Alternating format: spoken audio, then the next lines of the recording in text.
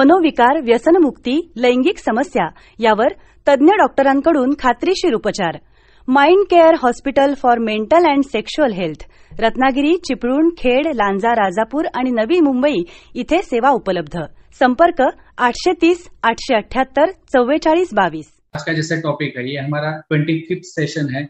Mind care marathon का 25th session है, जिसमें हम बच्चों के व्यवहार में परिवर्तन कब, क्या, क्यों और कैसे, इन चीजों के बारे में हम गौर करेंगे. इसके बारे में आज बात जो करेंगे वो है डॉक्टर अभिजीत कारेगावकर. उनके बारे में मैं थोड़ी देर में बताऊंगा. वो थोड़ी देर में हमसे जुड़ेंगे जूम पर. ये जो आप देख रहे हैं, ये हमारे 3 विनर्स है पिछले बार के, जो 13 दिसंबर को ADHD, attention deficit hyper activity disorder, इस चीज पे जो सेशन हुआ था, इसके 3 विनर है. सबसे पहले जो विनर है वो है नेहा शिंदे, जो कि मुंबई से है. दूसरे जो हमारे विनर है छत्तीसगढ़ से है अभिनव जी. और तीसरे जो विनर है वो है प्रणाली भैसारे, जो कि वर्धा से है.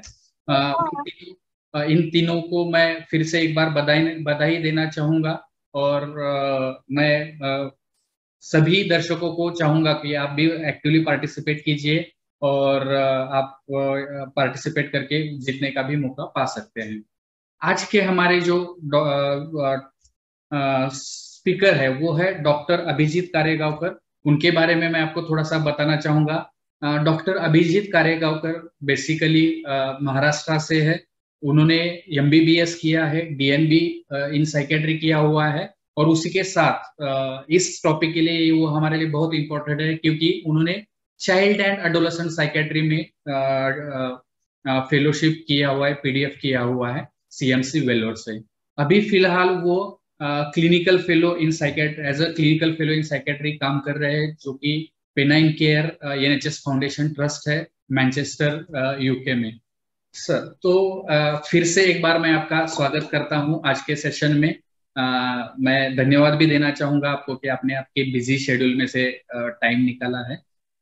मैं शुरू में ये पूछना चाहूंगा कि आज का ये टॉपिक क्यों, मतलब आपको ये टॉपिक, मैंने जब आपको पूछा तो आपने ये खुद से टॉपिक बताया कि मैं इस टॉपिक के बारे में बात करना चाहता हूँ.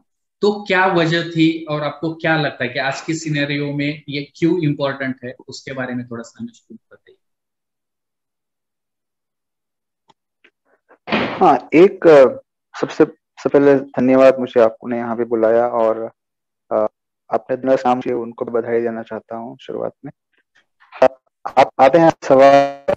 तो जब आपने पूछा कि क्या विषय सही रहेगा इस प्लेटफॉर्म पे बात करने के लिए, मुझे ऐसा लगा कि बहुत बार जो बीमारियों के बारे में बात करते हैं, तो बच्चों में जो है बीमारियां पाई जाती हैं, जिसको हम न्यूरो डेवलपमेंटल डिसऑर्डर्स कहते हैं, और कुछ मानसिक बीमारियां भी होती हैं.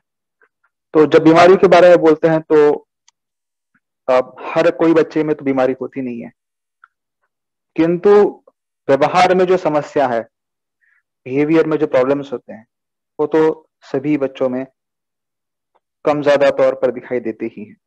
तो मुझे ऐसा लगा कि अगर हम ऐसा टॉपिक चुने जिसके बारे में बहुत सारे लोगों को सवाल होते हैं. जब मैंने चाइल्ड साइकेट्री ज्वाइन नहीं किया था, तब भी मुझसे आके लोग पूछते थे कि कैसे करें.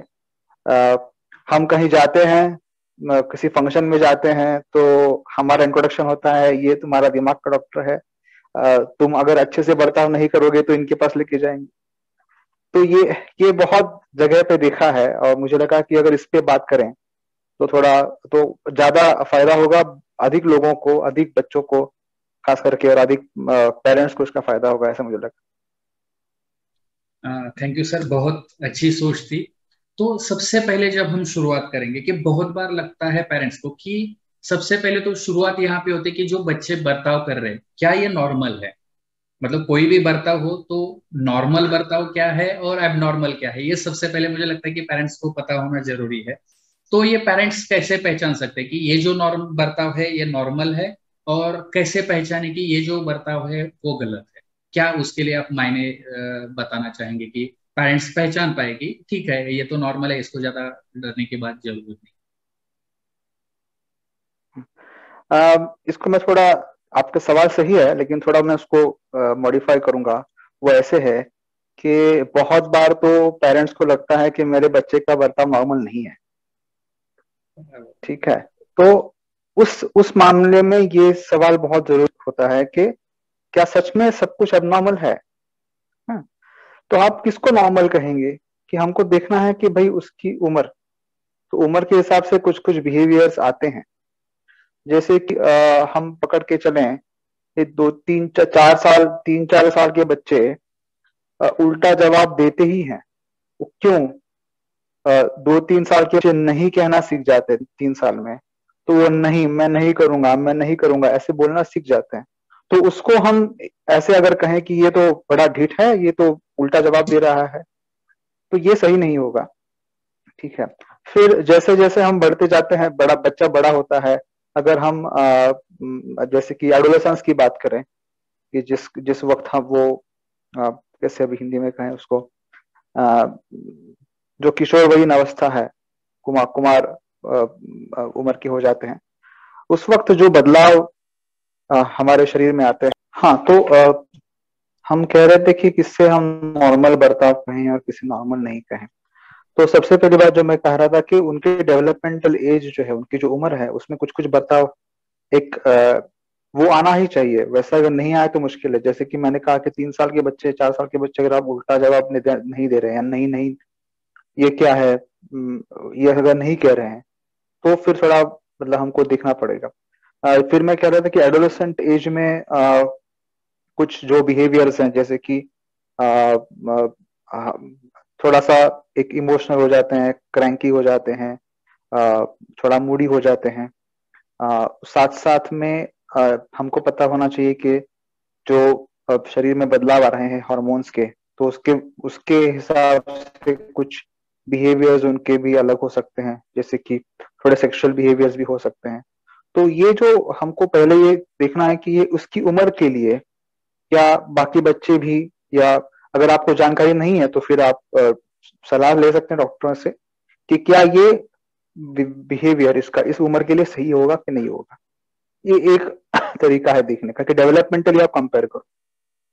दूसरा कंपेयर कर सकते हैं जिसमें आपको देखना है कि ये उसके बाकी मतलब पीयर्स जो हैं, उसके बाकी उम्र के जो बच्चे हैं, वो ये सब चीजों में क्या क्या कितना कितना करते हैं। मतलब ये है कि मान लीजिए कि बच्चा स्कूल में जाना शुरू हो गया है उसका, वहां पे सब लोग गेम्स के बारे में बात करते हैं, बाकी उसके फ्रेंड्स वगैरह। वो ही अगर बच्चा भी आपका कह रहा है कि मुझे गेम्स खेलने हैं, मोबाइल ये करना है, वो करना है, तो बिल्कुल ही उसको नहीं, ये नहीं कर सकते हैं, ऐसा बिल्कुल सही नहीं होगा। ये कहना उचित नहीं होगा, क्योंकि उस बिहेवियर को हम नॉर्मल अगर कहना है तो हमको बाकी उसके उम्र के बाकी लोग बच्चे जो हैं वो कैसे क्या बिहेवियर करते हैं, उनकी क्या मांगे हैं, वो भी थोड़ा सा हमको ध्यान में रखना है। तो इसको अगर दो चीजों को अगर देखेंगे तो फिर समझेगा कि ये नॉर्मल है, मतलब बाकी लोगों के जैसा है कि नहीं है। अब तीसरी बात आती है कि ये जैसे कि अगर हम बिहेवियर के बारे में कहें कि नॉर्मल एक होता है, फिर होता है एबनॉर्मल। मतलब ये बाकी जो लोगों जैसा नहीं है, थोड़ा सा अलग है। और फिर उसके ऊपर आता है हम जिसे कहते हैं कि पैथोलॉजिकल। मतलब ये जो है कि कुछ बिल्कुल ही ऐसा व्यवहार है, ऐसा बर्ताव है जिसके बारे में हमको कुछ करना ही चाहिए। ये शायद कुछ बीमारी जैसा, या फिर नॉट बीमारी, बट बिल्कुल ही तकलीफदेह बर्ताव है। तो नॉर्मल है तो अच्छी बात है, नॉर्मल आप कंपेयर करेंगे। एबनॉर्मल थोड़ा सा अलग है, तो हाँ, एक्सेप्शन हर जगह है। सभी बच्चे, अगर सभी बच्चे एक जैसे होने लगेंगे तो कैसे होगा? हर एक का तो अपना अपना कुछ अलग बिहेवियर तो होगा। तो वो थोड़ा हम बोल सकते हैं ये तो एबनॉर्मल, मतलब जो नॉर्मल नहीं है वो एबनॉर्मल है, बस थोड़ा सा हटके है थोड़ा। और उसके ऊपर वाला जो है जो पैथोलॉजिकल है, तो जिसमें अगर बिहेवियर पैथोलॉजिकल है तो उसका परिणाम उसके खुद के ऊपर होना चाहिए, उसकी पढ़ाई में होना चाहिए, उसके खुद का केयर में होना चाहिए, उसके जो रिलेशंस हैं, मतलब माँ बाबा से जो रिलेशंस है, आई आप माँ बाप से रिलेशंस होंगे, फ्रेंड्स के साथ रिलेशंस होंगे, टीचर्स के साथ रिलेशंस होंगे, जिसको हम हमारे साइकेट्री में अगर सिंपल से जो कहते हैं कि बायोसाइको सोशल जो इम्पेयरमेंट हम कहते हैं, not not sorry biopsycho social, socio occupational impairment जिसे हम कहते हैं, कि उसकी सोशल लाइफ में और उसका ऑक्यूपेशन, बच्चे का ऑक्यूपेशन क्या है, पढ़ाई है और फ्रेंडशिप है, स्पोर्ट्स है, तो उसमें अगर उस बिहेवियर से कुछ तकलीफ हो रही है, प्रॉब्लम्स हो रहे हैं, तो डेफिनेटली ये ऐसा बिहेवियर है जो इसके बारे में कुछ करना ही चाहिए, जो बदलना चाहिए। आई होप सिंपल सा हो गया, नॉर्मल, एबनॉर्मल और पैथोलॉजिकल। तो अगर पैथोलॉजिकल है तो भी कुछ बहुत ही जल्दी से करना है, एबनॉर्मल है तो थोड़ा सा ध्यान रखिए कि ये हटके है, लेकिन क्या है, क्या इसका परिणाम बाकी जगह पे हो रहा है? अगर नहीं है तो ठीक है, रहने दीजिए। थैंक यू वेरी मच, बहुत अच्छे तरीके से आपने बताया है। यहाँ पे शुरू में ये भी लगता है कि बहुत बार क्या ये जो बच्चा थोड़ा सा एबनॉर्मल बिहेव कर रहा है, गलत तरीके से बिहेव कर रहा है, हम जाते हैं पार्टी में जाते हैं या फिर किसी और पे घर पे जाते हैं तो बच्चा कुछ तो गड़बड़ करता है, तो हमको बहुत बार खुद को गिल्ट होती है, पेरेंट्स को गिल्ट होती है कि क्या ये, या फिर कोई और भी गलत बरता हो तो उनको लगता है कि क्या मैं तो इसके लिए जिम्मेदार नहीं हूँ। तो उन पेरेंट्स को आप क्या बताना चाहेंगे? सबसे पहले मुझे लगता है क्योंकि ये गिल्ट निकल गई तो थोड़ा सा आगे का इजी हो सकता है, वो हो सकता है, उसके सिवा ये होना थोड़ा सा मुश्किल है। तो आप उसके बारे में क्या बताना चाहेंगे?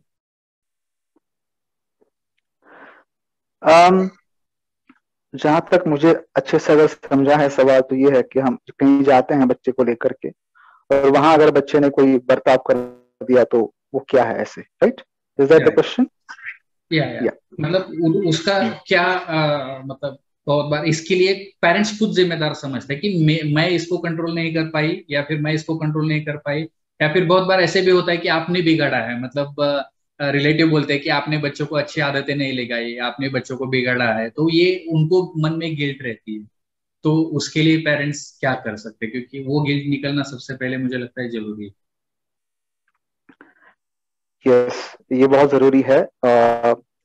सबसे पहले तो ये समझना है कि देखिए, दो चीजें हैं हम बोल सकते हैं इसमें। एक है कि गिल्टी होना, मतलब कि आप जिसके लिए आप गलत हो, आप गुनाहगार हो, और दूसरा है कि आप जिम्मेदार हो।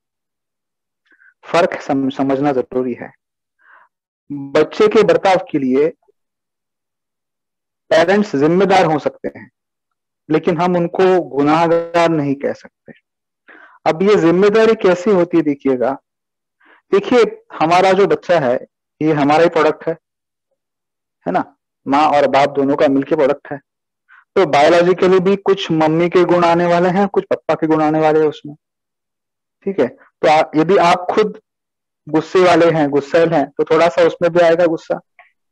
या अगर मम्मी खुद जो बहुत टेंशन लेने वाली है, या बहुत छोटी छोटी चीजों में टेंशन लेने वाली है, तो वो भी थोड़ा उसमें आएगा, ठीक है? तो बायोलॉजिकली भी आने वाला है। दूसरा, हमको ये भी देखना है कि बच्चे छोटे, जब से छोटे हैं, मतलब मैं तो कहूंगा कि माँ के पेट के अंदर से ही वो हमको ही देखते हैं, माँ और बाबा को देखते हैं बड़े होते होते। तो हम अगर कुछ भी हम किसी चीज, किसी सिचुएशन में कैसे रिएक्ट करते हैं, कैसे बातें करते हैं, ये बच्चे देखते हैं और देखकर भी सीखते हैं, ठीक है? मतलब इसमें दोनों हो गया। एक तो जो मेरे बायोलॉजिकल अंदर है, जो आने वाला है उसमें, जिसको हम जीन्स के जरिए जो जाने वाला है वो भी है। दूसरा है कि देख देख कर भी सीखते हैं बच्चे, तो हम उनके साथ में अगर है तो देख देख कर भी सीखेंगे, ठीक है? अब बात यह होगी कि हाँ, जो मेरे बच्चे का बर्ताव है उसमें कहीं ना कहीं बिल्कुल पेरेंट्स जिम्मेदार होते हैं। मैं उनको गुनाहगार या गलत, गिल्टी नहीं कहूंगा, आप गिल्टी नहीं हो, ठीक है? क्योंकि हम नहीं चाहते हैं ना, कोई पेरेंट क्यों चाहेगा कि मेरा बच्चा बुरा बर्ताव करे? नहीं है। बट हाँ, कहीं ना कहीं जिम्मेदारी हमारी है। बट कितनी है अगर ये पूछा जाए तो मैं कहूंगा सिर्फ 50% आपकी है, 50% बच्चे की जिम्मेदारी, ठीक है? तो जितना बच्चा आपका है, मतलब आपके जैसा होगा, तो बच्चा आपके जैसा 50% होगा, लेकिन 50% वो खुद का भी है, तो उसका भी उतना ही वो भी है, उसके लिए जिम्मेदार है। बट अगर उसके बर्ताव में बदलाव लाना है, तो उसकी जिम्मेदारी हम किसके ऊपर डाल सकते हैं? वो पेरेंट्स के ऊपर आएगी। आप समझ रहे हैं? So I am not saying कि वो गिल्टी हैं। You are not guilty, parents are not guilty for your children's bad behaviour. आपने बिगाड़ के रखा है, ये कहने की बातें हैं लोगों को। वो थोड़ी आपके बच्चे को सुधारने आने वाले हैं, वो तो कहेंगे कि आपने बिगाड़ के रखा है। बात यह है कि आप इस जो भी उसका गलत व्यवहार हो रहा है उसको बदलने की जिम्मेदारी किस पर ज्यादा आती है? तो वो पेरेंट्स के ऊपर आती है। हाँ, ये नहीं हम अगर अगर उसके लिए माता पिता को अपना व्यवहार बदलना पड़ा, मतलब बच्चे का व्यवहार बदलने के लिए अगर माता पिता को अपने व्यवहार में कुछ परिवर्तन लाना पड़ा, इसका मतलब ये नहीं है कि माता पिता गुनहगार हैं, हम कहीं चूक रहे हैं इसलिए नहीं करना है, बट जो हम बिहेवियर कर रहे हैं उसका बच्चे के ऊपर सही असर नहीं हो रहा है, जो होना चाहिए वो नहीं हो रहा है, उसके व्यवहार में अगर बदलाव लाना है तो इसलिए ये जिम्मेदारी हमारी है। आई होप मैं क्लियर कर रहा हूं कि बेल्टी नहीं हो सकता। कौन माँ चाहेगी या कौन पिताजी चाहेंगे कि मेरा बेटा बिल्कुल ही जिद्दी हो, वो उसने सबके सामने मतलब तमाशा करना चाहिए उसने, ऐसे कोई नहीं चाहेगा। तो हम ये जानबूझ के थोड़ी करते हैं, नहीं करते।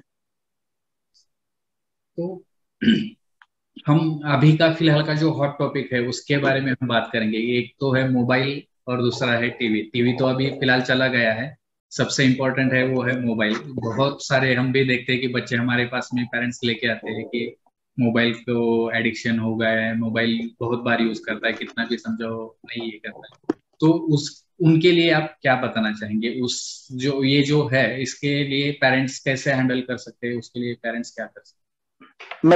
मैं सोच रहा था इसके टॉपिक के बारे में, विषय के बारे में, और फिर मुझे ये लगा कहीं ना कहीं कि शायद हमने ना विषय का नाम रखने में थोड़ी सी गलती कर दी। हमने लिखा व्यवहार परिवर्तन, हमने लिखना चाहिए था व्यवहार निर्माण कैसे करें, या अगर कोई व्यवहार है उसका वो मतलब परिवर्तन तो बाद में होगा ना, जब एक बार बिहेवियर फॉर्म हो गया तो उसके बाद उसको चेंज करने की नौबत आती है कि पहले स्टार्टिंग से ही कैसे करें। तो इसमें अगर जो मैं पहले सवाल का जवाब दे रहा था, टीवी मोबाइल का यूज, ये बच्चे देख देख कर सीखते हैं। तो एक तो है कि माँ बाप ने भी अपना टीवी मोबाइल यूज कैसा है आपका खुद का देखना है। घर में बाकी बड़े लोग हैं तो वो जैसे मोबाइल टीवी का यूज करते हैं वो थोड़ा थोड़ा बच्चों में भी आता है। तो अगर वो ज्यादा है लोगों का तो उसके ऊपर आपको बात करनी चाहिए घर पे सबके सामने। सिंपल सी अगर हम कुछ कुछ जो सोसाइटीज हैं बड़ी बड़ी, जैसे कि American academy of child adolescent psychiatry एक है, या फिर उसी का इंस्पिरेशन लेकर के अपने इंडिया में इंडियन एसोसिएशन ऑफ पीडियाट्रिक्स ने भी कुछ डॉक्यूमेंट जारी करी हैं, गाइडलाइंस, कि कितना मोबाइल यूज होना चाहिए। तो उसके हिसाब से बता रहा हूं मैं, उन्होंने जो भी रिसर्च किया था उसी के हिसाब से कुछ किया है। तो उनका कहना था कि 2 साल के बच्चों तक बच्चे, उनके हाथों में आपने मोबाइल कब थमाना है? जब कोई वीडियो कॉल चल रहा है, सिर्फ वीडियो कॉल के दौरान ही आपको करना है, बाकी कोई जरूरत ही नहीं है। वो भी इसलिए क्योंकि अभी कोविड के चलते वीडियो कॉल बहुत ही कॉमन हो गया है, इसलिए आप कर सकते हो। एक ओके। दूसरा ये था कि उसके ऊपर जो बड़े बच्चे बड़े हो जाते हैं तो आप हफ्ते भर में, मतलब हफ्ते के दिनों में, दिन में 1 घंटा, और वीकेंड्स में मतलब शनिवार रविवार को 2 से 3 घंटा आप उसको स्क्रीन दे सकते हैं। स्क्रीन मतलब टीवी, मोबाइल, लैपटॉप, आईपैड सब मिला के जो भी स्क्रीन है वो सब का जो है अपने ये यूज करना है। और वैसे उससे जो बच्चे बड़े हो जाते हैं तब आपने उनके साथ एक हेल्दी स्क्रीन यूज क्या होता है, एक तरीके से स्वास्थ्यमंद तरीके से स्क्रीन का यूज कैसे करना है, टीवी कितना देखना है, मोबाइल कितना देखना है, उसके हिसाब से बातें करनी बहुत जरूरी है। अब इसमें हमने अगर बच्चों को ऐसे बताया कि नहीं ये मतलब उन्होंने आपसे पूछा कि मुझे मोबाइल चाहिए या मुझे, और आपने बिल्कुल ही उसको खारिज कर दिया, तो दिक्कत क्या होती है? बच्चे को समझता नहीं है कि मैंने डिस्कशन नहीं करने से फायदा क्या है, करने से फायदा क्या है, तो वो ही तभी बच्चे समझेंगे। तो सभी मोबाइल यूज तो खराब नहीं है। अगर आप एजुकेशनल यूज कुछ कर रहे हैं, पढ़ाई के लिए इस्तेमाल कर रहे हैं, तो ठीक है। यूट्यूब पे अच्छे खासे वीडियोस हैं। मतलब हम बात करेंगे तो एमबीबीएस के जो हमारा सिलेबस है उसके इतने अच्छे वीडियोस अभी आ रहे हैं, एनिमेटेड वीडियोस, कि अगर हम सोचते हैं कि अगर हमारे जमाने में हम जब एमबीबीएस पढ़ते थे अगर तब होता तो एनाटॉमी वगैरह जो सारी ये जटिल विषय हैं समझना कितना आसान हो जाता। तो यही चीज बच्चों के बारे में भी है। तो अगर सही इस्तेमाल अगर करते हैं किसी भी चीज का तो कोई दिक्कत नहीं है। बस प्रॉब्लम है कि उसका ज्यादा इस्तेमाल ना है। जैसे मराठी में एक हम जो कहावत है कि अति तेथे माती, बहुत ज्यादा करोगे तो उसमें दिक्कत होनी है। तो कुछ भी चीज एक लिमिट के दायरे में रहकर ही करनी है। ये आपको डिस्कस करना पड़ेगा बच्चे के साथ, तभी होगा। और साथ साथ में आपको भी खुद का mobile use, TV use, screen use उसके ऊपर भी कर, क्योंकि मुझे ये कहानी अभी जो मराठी नहीं है उनको पता नहीं कितनी समझ आएगी कि हमारे जो एक संत थे, संत तुकाराम, उनके पास एक माँ अपने बच्चे को लेकर के गई और उन्होंने कहा, संत थे, बड़े संत थे, उन्होंने कहा कि आप संत हैं, आप इससे बच्चे से कुछ बातें करें, ये ना बहुत ज्यादा शक्कर खाता है, तो आप उससे बताइए कि शक्कर ना खाओ। तो फिर तुकाराम संत जी ने कहा कि अच्छा ठीक है, आप एक काम करिए, आप 15 दिन के बाद आके मिलिएगा, मैं उससे बात करूंगा। तो 15 दिन के बाद माँ जो है बच्चे को उनके पास लेकर के गई, संत जी के पास, और उन्होंने कहा कि अच्छा बेटा, क्या नाम है तुम्हारा? ओके ठीक है, अच्छा है, देखो ऐसा करो, इसके आगे से शक्कर मत खाना, या बिल्कुल कम खाना, जितनी माँ देती है उतनी खाना, और बस भेज दिया। तो माँ को लगा कि अरे 15 दिन के बाद बुलाया तो कुछ संत जी है, कुछ मंत्र देंगे, कुछ कुछ करेंगे, कुछ दवाई, पता नहीं, कुछ तो कुछ देंगे या कुछ और ज्यादा बात करेंगे। तो उन्होंने पूछा कि अगर यही बताना था तो 15 दिन पहले क्यों नहीं बताया? तो उस वक्त संत तुकाराम जी ने उनको जवाब दिया, माँ को ये जवाब दिया कि देखिए, शक्कर खाने की आदत मुझे भी थी, मैंने 15 दिन शक्कर नहीं खाई, अब मैं उसको बता सकता हूं कि तुम शक्कर मत खाओ। है, तो यही बात हमारे बच्चों के बारे में भी है। अगर आप कुछ चीज आप कर रहे हो और बच्चे उसको देख रहे हैं तो देख के वो तो करेंगे ही। तो इसलिए आपको ये बहुत, और बच्चों का जो ऑब्जर्वेशन है, निरीक्षण है, बहुत ज्यादा अच्छा होता है, बिल्कुल ही तीखा होता है। आप ये ना समझें कि छोटा बच्चा है 2-3 साल का, क्या समझेगा, सब समझता है, सब कुछ समझता है। तो आपको उनके सामने जो बर्ताव करना है बड़े ही ख्याल से विचार करके ही करना है, ये आप करो। और फिर बच्चे के साथ जो डिस्कशंस मैंने कहे, कुछ कुछ चीजों के बारे में जो लिमिटेशंस कहा गया था, वो फॉलो करेंगे तो मेरे ख्याल से ये मोबाइल टीवी का जो बिहेवियर बन जाता है ना, वो बनेगा ही नहीं। एक बार कोई बिहेवियर बन गया तो फिर उसके पीछे बहुत सारे कारण हो सकते हैं। एक की जो बचपन से कैसे उसके साथ बर्ताव हुआ है वो, मतलब कैसे उसको बढ़ाया गया है, पालन पोषण कैसे हुआ है वो, या फिर उस वक्त बच्चे को कुछ मानसिक समस्या तो नहीं है, किसी मुसीबत में तो नहीं है बच्चा, उसकी वजह से भी मोबाइल टीवी उसका ज्यादा इस्तेमाल होना, वो भी हो सकता है। तो उस वक्त आप बच्चे से खुल के बात करें। बात करने से अगर बच्चा बता रहा है तो अच्छी बात है, नहीं हो रहा है तो मैं कहूंगा कि आप सीधे सीधा काउंसलर या साइकेट्रिस्ट की सलाह लें, वो ज्यादा सही होगा कि इसमें क्या करना है। क्योंकि हर कोई, जैसे कि मैंने ये तो जरूर कहा कि बैड बिहेवियर या गलत बर्ताव ये बहुत कॉमन, लेकिन गलत बर्ताव कभी कभी किसी बीमारी का लक्षण भी हो सकता है, जो कि बाकी बीमारी के लक्षण मतलब जो बड़े लोगों में हमको बीमारियां दिखती हैं, जैसे डिप्रेशन है या एंजाइटी है, तो वो बड़े लोग तो बता सकते हैं उनको उनका, हालांकि बड़े लोग भी नहीं कभी कभी बता सकते, वो बात लीजिए, बट बड़े लोग कम से कम कुछ तो बोलेंगे कि मुझे थोड़ा अच्छा नहीं लग रहा है, मुझे उदास लग रहा है, सैड फील हो रहा है, मुझे डर लगता है। ये अपने मन के अंदर क्या हो रहा है, इसको अच्छे से शब्दों में रखने की ताकत या क्षमता बच्चों में नहीं होती है। वो शायद फिर उनका जो ये अंदर की अंदरूनी तकलीफ है, बीमारी हो, समस्या है, ये ऐसे किसी बर्ताव से बाहर भी आ सकती है, जैसे कि मोबाइल का, टीवी का ज्यादा यूज, वो उसका लक्षण भी हो सकता है। समझ रहे हैं? बहुत अच्छे से आपने समझाया है। और वो तुकाराम की जो गोष्ट है, मुझे जो कहानी है, मुझे लगता है वो पेरेंट्स के लिए बहुत मार्गदर्शक होगी, क्योंकि वो सुन के बहुत सारे पेरेंट्स को अपनी पहले हैबिट चेंज करनी होगी। Okay sir. उसके बाद में जो आता है वो एक यूजुअली होता है कि डिसिप्लिन, मतलब पेरेंट्स बहुत बार चाहते हैं कि हम बच्चों को डिसिप्लिन सिखाए, डिसिप्लिन लगाए, या फिर वो एक पर्टिकुलर वे में, डिसिप्लिन वे में बिहेव करे, वो स्कूल में हो, बाहर हो, घर पे हो। तो एक डिसिप्लिन वे में हम उनको बिहेव कराना चाहते हैं। स्कूल में तो बहुत बार बच्चे टीचर्स के डर से वो करते भी है, लेकिन घर पे वो बिल्कुल भी डिसिप्लिन नहीं रखते। तो इसके लिए पेरेंट्स क्या कर सकते हैं? वो पेरेंट्स क्या ध्यान रखे कि डिसिप्लिन बच्चों को कैसे लगाए, और अगर कोई लगता है कि डिसिप्लिन नहीं है तो उसको डिसिप्लिन वो कैसे लगाए? जी बिल्कुल, ये मेरे ख्याल से सबसे महत्वपूर्ण, सबसे इम्पोर्टेंट सवाल भी होता है। सब जगह जाते हैं तो इसको डिसिप्लिन कैसे करें। डिसिप्लिन का मतलब हमारे दिमाग में क्लियर होना चाहिए कि डिसिप्लिन मतलब आपको क्या चाहिए। आपको ऐसे तो नहीं होगा कि आपने उठ खड़े हो जाओ तो खड़ा हो गया, बैठ जाओ तो बैठ गया। ऐसा तो नहीं चाहिए, ऐसे करना भी। दूसरा है कि अगर हम इसका अभी थोड़ा डेवलपमेंट से भी है, क्योंकि आपको जैसे अगर पता हो कि जो दिमाग है, दिमाग की जो डेवलपमेंट है ब्रेन की, वो अलग अलग एरियाज की अलग अलग उम्र में ज्यादा होती है।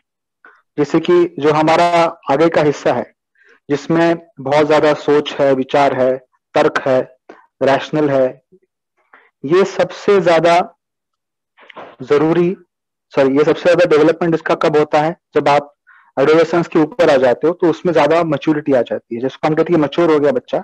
इसका मतलब है कि जो हमारा फ्रंट, जिसको हम दिमाग का आगे का हिस्सा बोलते हैं, वहां पर ये चीज होती है। वैसे ही डिसिप्लिन रूल्स के हिसाब से है, और रूल्स और डिसिप्लिन ये हमारे मॉरलिटी में जाता है, जिसको हम क्या कहते हैं, नैतिकता।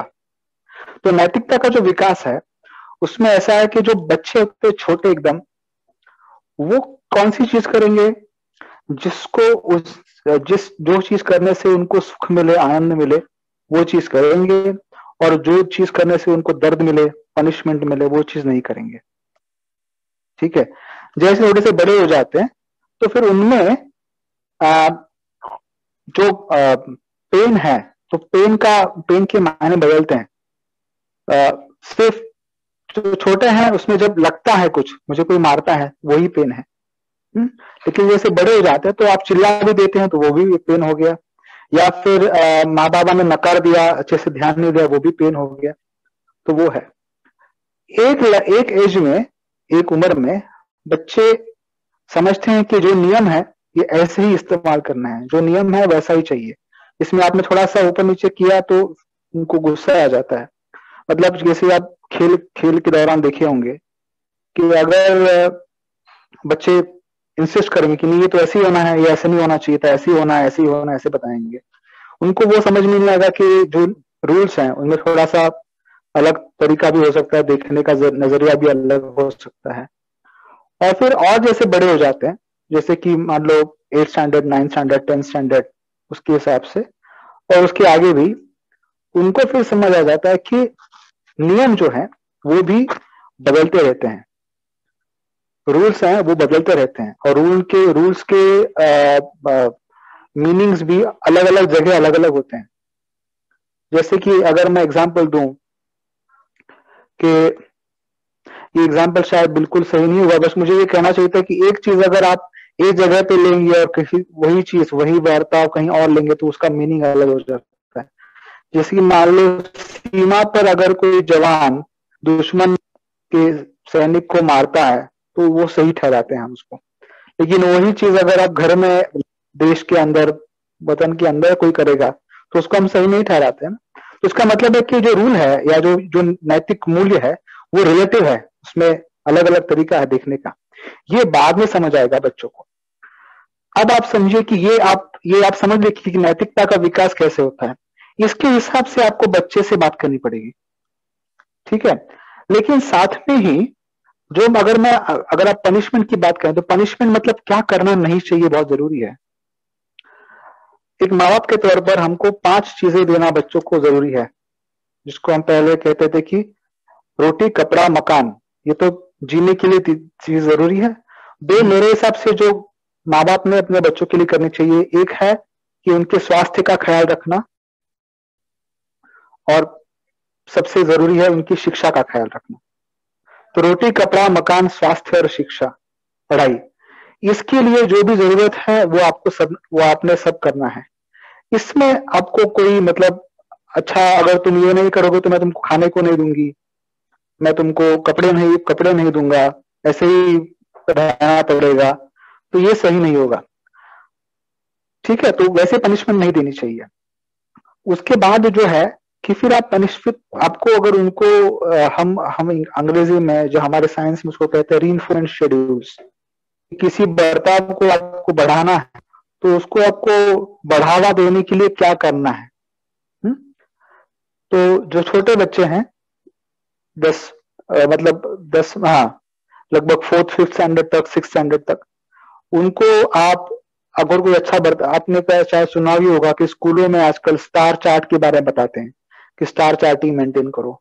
तो कोई अच्छा सा बर्ताव करता है तो उसके बारे में मतलब उसकी प्रशंसा करो सबके सामने। प्रशंसा करना जरूरी नहीं है, सिंपल सी बात है कि आप किसी अच्छा मतलब मान लो कि आप ऑफिस से घर पर आए और बच्चे ने आपको पूछा पापा कैसे हैं, अच्छा बर्ताव है, बहुत अच्छा बर्ताव है।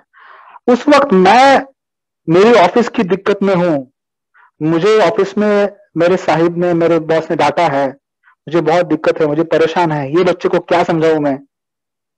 अगर बच्चा आपको पूछे कि पापा आप कैसे हैं और उस वक्त आपके मन की जो स्थिति है उसके चलते बच्चे को नकार दिया, बच्चे को बोला तुमको कुछ चाहता नहीं, बाद में बात करूंगा, जाओ भागो यहां से, और कुछ काम नहीं है क्या, तो उसका बहुत अच्छा बर्ताव एक था जिसको बढ़ावा देने की आपने एक मौका आपने गंवा दिया है। आपने उस वक्त हाँ जो बिल्कुल है, बच्चा उसको क्या पता होगा, बट अगर वो कर रहा है तो आप उसको पास में ले सकते हैं, पप्पी ले सकते हैं, अच्छा हूं मैं बेटा, तुम कैसे हो, मैं भी अच्छा हूं, ठीक है जाओ खेलो। ठीक है, हमको बच्चों के साथ में जब हम बर्ताव करते हैं, उनके साथ जो भी व्यवहार करते हैं, ये बहुत जरूरी है हमारे दिमाग में, जहन में ये बात बिल्कुल ही साफ होना कि आपका हर रिएक्शन बच्चे के किसी न किसी बर्ताव को बढ़ावा देने का काम करेगा, और बच्चे का बर्ताव को बढ़ावा ही देता है, कम नहीं होता है। तो मतलब क्या होगा, मैं एग्जांपल देता था पहले हमेशा, एक छोटा बच्चा है जो बिल्कुल ही 2 साल का बच्चा है, और उसकी जो माँ है वो घर में किचन में काम कर रही है, और किचन में काम कर रही है, बच्चे को चाहिए कि माँ ने उसका अटेंशन चाहिए, माँ ने उसके साथ खेलना चाहिए, लेकिन माँ तो काम कर रही है तो कैसे करेगी। तो बच्चा जाता है किचन में, माँ माँ माँ कहता है, मम्मी तो बिजी है, जाओ जाओ मुझे काम करने दो, ऐसे करती है। 1-2 बार ऐसे बच्चे ट्राई करता है, पल्लू खींचता है, मम्मी फिर उसके हाथों से थोड़ा उधर जाओ, चलो किसी और को बुलाते हैं, आज जरा इसके ऊपर ध्यान दीजिएगा, ये मुझे आके तकलीफ दे रहा है। फिर क्या होता है, बच्चा ऐसे घूमते घूमते अचानक से एक बार उसके हाथों से कोई ग्लास नीचे गिर जाता है, टूट जाता है, और जैसे ही ग्लास टूटता है, नीचे गिरता है, बर्तन नीचे गिरता है, आवाज होती है, मम्मी जो है अपना हाथ का सारा ये लेते गुस्से में ही बच्चे को गोदी में उठाएगी, 2 चमाट मारेगी, पागल तुम मुझे काम नहीं करने देता, कैसे शैतान पैदा हो गया, ये है वो है वो है, और गोदी में लेके गाली देके बीच बीच में 2 चमाट मार के अपना काम कर रही है। ठीक है, हमको लगता है कि बच्चे को तो ये बहुत ही तकलीफ दे होगा, बट नहीं, बच्चे को चाहिए था कि मम्मी ने उसको गोद में उठाना चाहिए, भले ही मार के उठाए लेकिन उठाया तो सही। तो अगली बार अगर ये 2-3 बार हुआ तो चौथी बार बच्चा वेट नहीं करेगा, सीधा जाके बर्तन फेंक देगा। तो ये हमको समझना है कि इसको हम अभी ये हो गया अटेंशन। तो अटेंशन जैसा बढ़ावा, किसी भी बर्ताव को बढ़ावा देने का कोई रिएक्शन ही नहीं है, बहुत अच्छा है, अटेंशन आप दे सकते हो बच्चे को। तो आप किस बर्ताव को अटेंशन दे रहे हो, किस बर्ताव को अटेंशन नहीं दे रहे हो, ये बहुत मायने रखता है। सबके सामने गले लगाना, पप्पी देना किसी बर्ताव के लिए, और ये जब आप करोगे कि अरे वाह बहुत अच्छा बेटा, तुमने आज जो ये सबके सामने मुझे पूछा आप कैसे हो, तो बहुत अच्छी बात है, ये जब आप करोगे तो उसमें बहुत जरूरी है। या फिर कोई बर्ताव आपको अगर पसंद नहीं आया, मान लो बच्चे का कि उसने जिद करी तो आपको पसंद नहीं आया, तो आप अगर बोलोगे कि तुम ये ऐसे ही हो, तुम गलत हो, तुम पागल हो, तो काम नहीं करेगा। आपको बोलना है बेटा तुम्हारा ये बर्ताव मुझे पसंद नहीं आया। आप जैसे बोलते हो वो भी बहुत जरूरी है। तो बच्चों के मन में ये होगा कि माँ और बाबा जो है, पिताजी जो है, या नाना नानी है, दादा दादी है, मुझसे प्यार करते हैं, उनको तकलीफ मेरे बर्ताव से है। तो व्यक्ति और व्यवहार में जो अंतर करना चाहिए, हमने अगर आप बात करोगे तो बच्चे को समझ आ जाएगा और फिर वो व्यवहार बदलने की कोशिश करेगा। ठीक है, बहुत अच्छे से आपने बताया है। और इसी के साथ में ये मतलब एक तो है गुस्सा और जिद्दीपन, मतलब ये दो प्रॉब्लम्स है जो पेरेंट्स को लगते हैं कि बहुत बड़े प्रॉब्लम है और बच्चों को उससे दूर करना पेरेंट्स को बहुत मुश्किल जाता है। तो उसके बारे में आप क्या कहेंगे, उसके बारे में आप क्या बताएंगे? एक है गुस्सा और दूसरा है जिद्दीपन, हट्टीपन, मतलब जो जिद्दीपन, मराठी में बोलते हैं। हट्टीपना कहते हैं, हट हट बहुत है, बहुत जिद है। तो अगर जिद की बात करें तो देखिए, किसी चीज को मांगना, कोई चीज मांगना, मुझे ये चाहिए, ऐसे बोलना, ये मन के अंदर ये इच्छा होना कि मुझे ये चाहिए, ये गलत नहीं है। अब मैं यहाँ पर हूँ, मैं सोचता हूँ कि अब मेरा एक घर है, मैं सोचता हूँ मैं जब और बड़ा घर चाहिए। एक गाड़ी है, मैं सोचता हूँ कि मुझे और बड़ी गाड़ी चाहिए। हाँ? ये इच्छा होना कोई बुरी बात नहीं है, ये हो सकती है, ठीक है। प्रॉब्लम क्या है कि जब ये मेरी इच्छा पूरी नहीं हो रही है, मैं थोड़ा वीडियो ऑफ कर देता हूँ, कुछ प्रॉब्लम है कनेक्शन में। ठीक है। जब मेरी ये इच्छा पूरी नहीं होती है, उस वक्त मैं क्या करता हूँ? तो जो जिसको हम जिद कहते हैं, वो यूजुअली ये होता है कि मुझे कोई इच्छा है, मैं वो इच्छा जाहिर करता हूँ। बच्चा इच्छा जाहिर करता है, मुझे ये चाहिए बोलता है, फिर वो उसको कहते हैं कि नहीं अभी नहीं मिलेगा, फिर उसको वो उससे रहा नहीं जाता कि मेरे अंदर मुझे बहुत ही उसका क्लेश होता है कि ऐसे कैसे मुझे नहीं मिल रहा है, मुझे चाहिए, मुझे क्यों नहीं मिल रहा है। ठीक है, तो अंदर में गुस्सा है, उदासी है, चिढ़ है, सब कुछ है, और इन इमोशंस को ठीक से संभाल नहीं पाता है बच्चा।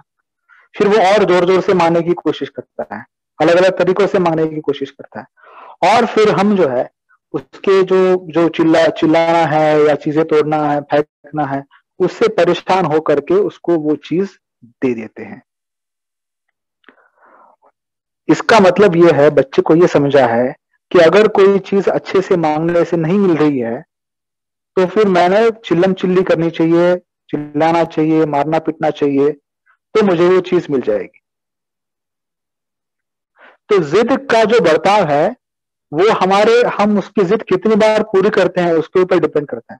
अगर आप बार बार कर रहे हो तो जिद्दी व्यवहार बना ही रहेगा। अगर आप नहीं कर रहे हो तो पढ़ेगा, थोड़ा प्रॉब्लम और करेगा बच्चा, क्योंकि उसको आदत हो गई है कि अभी तो जिद करनी है, और ज्यादा कुछ करने की कोशिश करेगा। ब्लैकमेल करते हैं बच्चे, आप ये नहीं करोगे तो मैं खुद को ये कर लूंगा, वो कर लूंगा। तो उस वक्त बाकी आप कुछ भी करो, आप उसको सपोर्ट करो, आप उसको बोलो कि देखो बेटा, तुम अगर ये करोगे तो मुझे बहुत बुरा लगेगा, ये सही नहीं है, मुझे बहुत दुख होगा, लेकिन ये चीज मैं आपको नहीं दूंगा। ठीक है, अब जब ये कहते हैं कि ये चीज आपको नहीं दूंगा, सॉरी, अब जब ये कहते हैं कि कोई चीज आपको नहीं मिलेगी, बच्चे को नहीं मिलेगी, ये तय करने के पीछे आपके कुछ क्राइटेरिया होने चाहिए। एक, क्या ये चीज नहीं देने से या देने से मतलब वो इतनी ऐसी चीज है कि जो बिल्कुल ही देनी नहीं चाहिए। जैसे कि मान लो 10 साल के बच्चे ने या 12 साल के बच्चे ने आपसे शराब मांग ली, तो ये तो सही नहीं है, कोई नहीं देना चाहिए, कोई नहीं देगा। ठीक है, क्या ये चीज उसके हेल्थ के लिए हानिकारक है? ठीक है, क्या ये चीज जो है उसके उम्र के बाकी बच्चे नहीं मांगते हैं, उसकी उम्र के सब, मतलब एबनॉर्मल, जो हम कह रहे थे कि नॉर्मल एबनॉर्मल, तो ये क्या नॉर्मल है? ये सब ऐसे बच्चे मांगते हैं। और सबसे एंड में, क्या मेरी फैमिली में मेरे बच्चों को ये चीज मैं दे सकता हूं, अफोर्डेबिलिटी है, क्योंकि बहुत जरूरी चीज है ये। और ये सब मिला के आपको तय करना है कि मुझे ये चीज उसको देनी है कि नहीं देनी।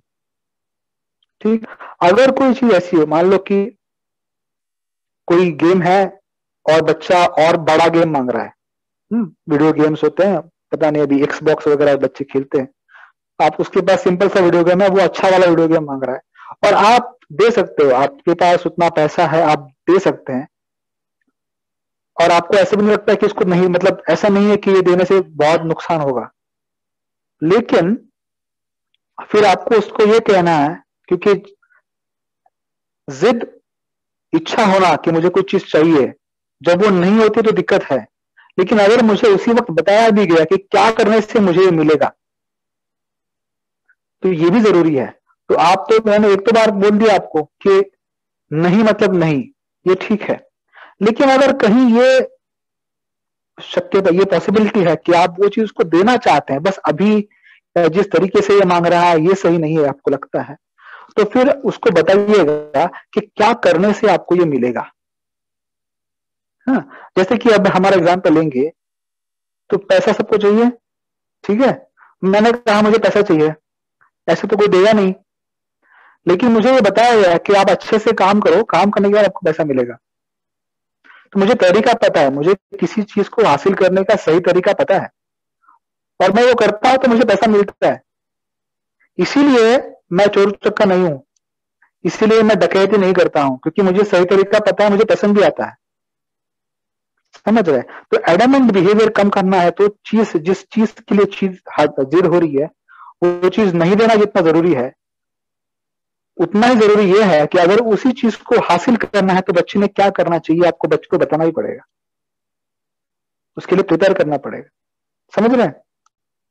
और इसी के चलते जो एंगर की भावना है, गुस्सा की भावना है, तो गुस्सा को ठीक करने के लिए सबसे पहले हमने ये पता होना है, हम क्या सोचते हैं कि बच्चे को गुस्सा होना ही नहीं चाहिए।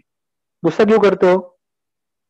अब आप ही सोचिए जनाब, आप सब लोग हैं, हम जाते हैं कहीं पे, हम खुद गुस्से में रहते हैं, आप खुद गुस्से में हो और कोई आकर के आपको बोले गुस्सा क्यों कर रहे हो, गुस्सा मत हो, शांत हो जाओ, ये सुनकर के आपका गुस्सा कम होता है, ठंडा होता है, या बढ़ जाता है? आप भी सोचिएगा, बढ़ जाता है ना?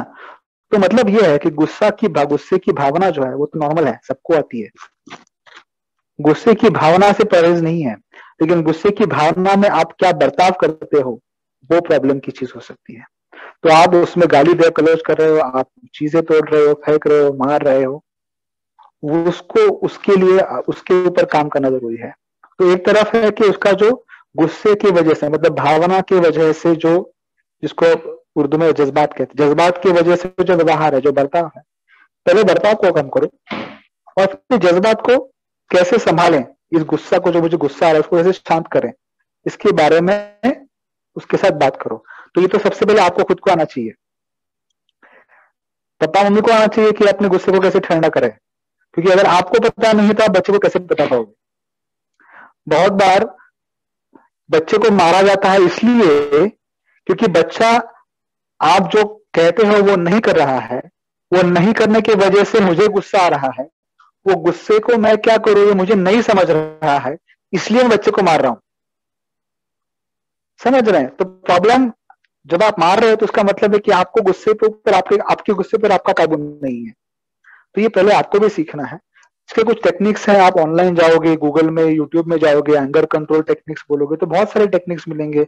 Anger control techniques for children बोलोगे, लिखोगे तो भी बहुत सारे टेक्निक्स मिलेंगे। ये तो आप कर ही सकते हो, नहीं है तो हम हैं ही यहाँ पे बैठे हुए, डॉक्टर साहब है, अतुल साहब है, उनके पास जा सकते हो आप पूछने के लिए। और इसी के साथ में एक सबसे इम्पोर्टेंट जो पॉइंट है वो स्टडी सबके लिए इम्पोर्टेंट है। तो हमको लगता है कि बच्चों को स्टडी के रिगार्डिंग अच्छी हैबिट्स होनी चाहिए, उसने पढ़ाई पे टाइम पे बैठना चाहिए, अच्छा सा पढ़ाई करना चाहिए। तो इसके बारे में पेरेंट्स क्या कर सकते हैं? इसके लिए बच्चे मतलब अच्छे से पढ़ाई में जाए, करे, या वो स्टडी की हैबिट्स या डिसिप्लिन है रिगार्डिंग स्टडी वो लगे, इसलिए पेरेंट्स क्या कर सकते राइट। देखिए अभी इसके अलग अलग स्कूल्स हैं कि इसको कैसे अच्छा करें, या कि इसको कैसे बच्चों को ये पढ़ाई करने की आदत लगाएं। कुछ लोग कहते हैं कि, मतलब कुछ लोग, मतलब हमारे जो चाइल्ड साइकेट्री साइकोलॉजी के लोग हैं वही है, कुछ लोग कहते हैं कि बच्चे को उसमें रुचि आनी जरूरी है। तो रुचि लाने के लिए कैसा कर सकते हैं, उसको अच्छे से एंटरटेनिंग कैसे बनाएं पढ़ाई को, ये एक बात है। और फिर दूसरा स्कूल ऑफ थॉट ये भी है, मतलब दूसरे कुछ लोग, एक गुट है जो ये भी कहता है कि देखिए जैसे कि हम काम करते हैं, क्या हर बार हम काम बिल्कुल हमको बहुत अच्छा लग रहा है, उसमें बहुत ही रुचि आ रही है इसलिए काम कर रहे हैं। नहीं, कभी कभी रुचि नहीं आती फिर भी करना पड़ता है इसलिए कर रहे हैं। तो ये जो एक चीज है कि जिंदा रहने के लिए, जीवन जीने के लिए कुछ कुछ चीजें हमको करनी पड़ती है, उसी में पढ़ाई भी है। जैसे बड़े लोग काम करते हैं चाहे उनको मन हो ना हो, कुछ चीज हासिल करनी है इसलिए करते हैं, वैसे ही पढ़ाई भी करनी है। तो ये दोनों तरफ से आप कर सकते हो। मैं ये कहूंगा कि शुरुआत में जब बच्चे को बिल्कुल ही पढ़ाई क्या है पता नहीं है, तो उसमें रुचि के हिसाब से आप करो, उसको अगर रुचि आए। मुझे याद है कि जब हम स्कूल जाया करते थे तो हिस्ट्री का टॉपिक जो है, इतिहास का टॉपिक, बहुत ही बोरिंग होता था। सारे वो डेट्स याद रखना, कौन कब जिंदा हुआ, कौन कब चला गया, उसके बारे में याद रखना वो मुश्किल होता था। तो फिर हमारे जो एक टीचर थे, मतलब हमारे टीचर नहीं थे वो, मेरे मेरे हमारा एक फ्रेंड था, उसके पिताजी टीचर थे, वो कॉलेज में टीचर थे, स्कूल में नहीं थे। तो उन्होंने फिर हमको ये बताया कि आप उसको एक चार्ट के हिसाब से बनाओ, एक चार्ट वाला चार्ट बनाओ, उसमें ड्राइंग बनाओ, ठीक है। और उसके हिसाब से तो उसमें थोड़ा सा ये रुचि आ जाती कि आप ड्राइंग भी कर रहे हो, चार्ट भी बन गया, तो बड़ा सा चार्ट आप रूम में वॉल पे चिपका भी सकते हो दीवार पर, तो जाते आते देखना भी हो जाएगा। और फिर ये जो डेट्स होती थी, कौन कब आया, कौन कब गया, कितने साल किस राजा का राज्य चला, ये एक कहानी के तौर पर, एक चित्र के तौर पर दिमाग में बैठ जाता, न कि वो बस किताबों में जितनी रुक्षता से लिखा होता है उतना नहीं होता। तो ये रुचि लाने की चीज है कि आप अलग अलग तरीके से उसमें कैसे रुचि ला सकते हो।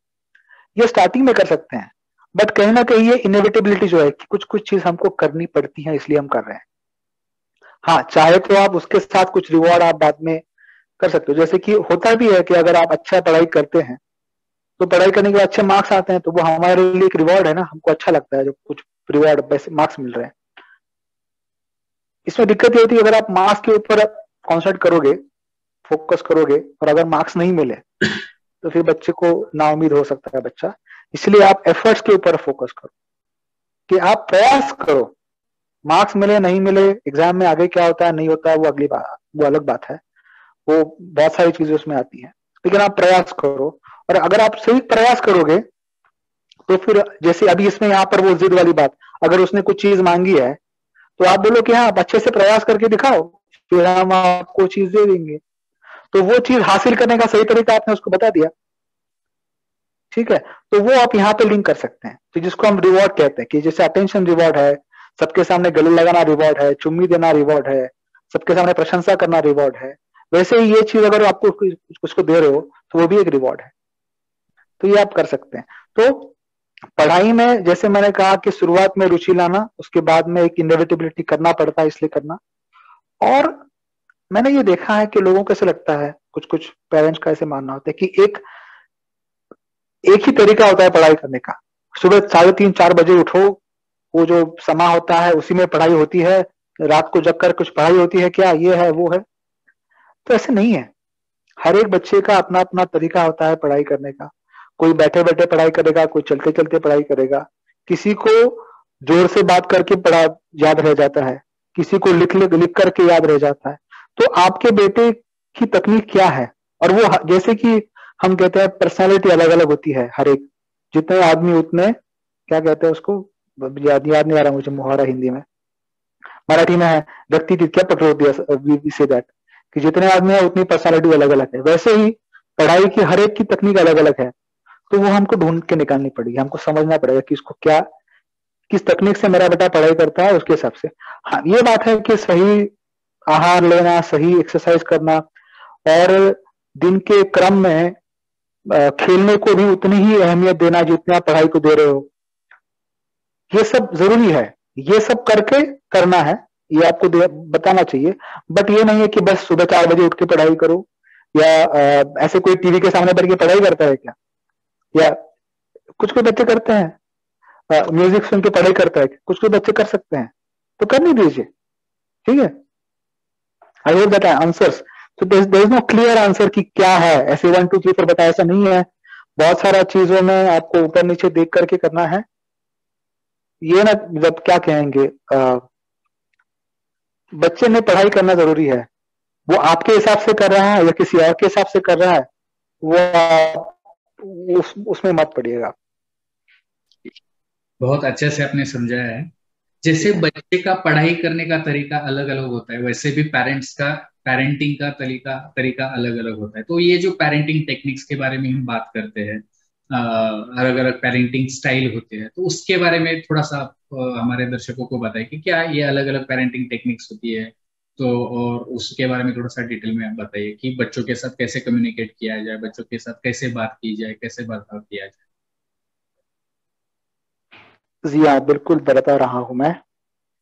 देखिए, बच्चों के साथ अलग अलग पेरेंट्स जो हैं कैसे बर्ताव करते हैं उसके बारे में जो रिसर्च हुआ, तो उसमें मोटा मोटी तौर पर ऐसे लगा के एक 4 तरीके से ये पेरेंटिंग होता है। एक है कि जिसमें बिल्कुल ही, और जो खास करके हम, या मेरे ख्याल से हम भी इतना नहीं है, हमारे जो पहली जो हमारी पीढ़ी थी, हमारे माँ बाप, वो उनके माता पिता ऐसे थे कि वो बिल्कुल ही जो है कि एक जिसको क्या कहेंगे, बिल्कुल हुक्म जैसा कि मैंने कहा है, माता पिता जी ने कहा है तो करना है, नहीं तो नहीं है, आप सवाल नहीं पूछ सकते, कुछ उसके ऊपर आप कोई सवाल नहीं करना है, जैसे वो कह रहे हैं आपको करना है। तो जिसको हम अंग्रेजी में जो कहते हैं अथॉरिटेरियन पेरेंटिंग कहते हैं उसको, कि बिल्कुल ही हुक्म, अब जैसे कि कोई डिक्टेटर है वैसे। और मेरे ख्याल से बहुत से लोग मानेंगे भी कि हाँ, हमारे पिताजी डिक्टेटर थे, या पिताजी, बहुत सारे लोगों के पिताजी बोलते थे कि अरे तुम्हारे दादाजी जब मैं छोटा था तो बहुत डिक्टेटर हुआ करते थे, अभी अच्छा अलग है बट तब ऐसे थे। ये हो गया। दूसरा, एक उसका बिल्कुल ही ऑपोजिट जो तरीका है उसको हम कहेंगे कि बिल्कुल ही निग्लेक्टफुल। मतलब बच्चे के बारे में, बच्चा क्या चाहता है नहीं चाहता है कुछ लेना देना नहीं है, चाहता है देगा, नहीं चाहता है ले लो, नहीं चाहता है नहीं दो, खुश हो ठीक, नहीं खुश हो मुझे कुछ लेना देना नहीं है। ऐसे भी कभी कभी कुछ पेरेंट्स होते हैं, दिखते हैं ऐसे ऐसे करते हैं, खास करके जो बहुत बिजी होते हैं अपने लाइफ में, जो अपने आप में उजले हुए होते हैं, अपनी समस्याओं में अटके हुए होते हैं, वो कभी कभी बच्चों के साथ ऐसे बर्ताव कर देते हैं। तीसरा बर्ताव जो ये है, जिसमें बिल्कुल ही लाड़ प्यार से बच्चे को पाला जाता है, कि जो बच्चा चाहिए जैसे चाहता है बिल्कुल वैसे होता है, भले कि वो सही हो गलत हो, उसके लिए हानिकारक हो फायदेमंद हो, उसके बारे में ज्यादा ना सोच करके, मुझे मेरे बचपन में जो नहीं मिला वो मैं सब कुछ मेरे बच्चे को दूंगा। हाँ, ये कहना गलत बात नहीं है, बट इसमें हमको ये समझना चाहिए कि हम एक इंसान के तौर पर जब हम बनते हैं, हाँ, तो जितना हम किसी चीज को मिलने की वजह से बने हैं, उतना ही हम हमारी जिंदगी में बहुत सारी चीजें नहीं मिलने की वजह से भी बने हैं। हमको कुछ कुछ चीजें उस वक्त नहीं मिली, इसलिए हम आप आज ऐसे हैं।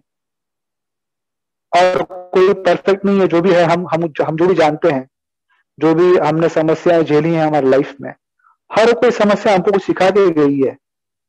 तो बच्चों की लाइफ को बिल्कुल ही समस्या रहित बनाना, ये भी बात सही नहीं होगी बिल्कुल ही।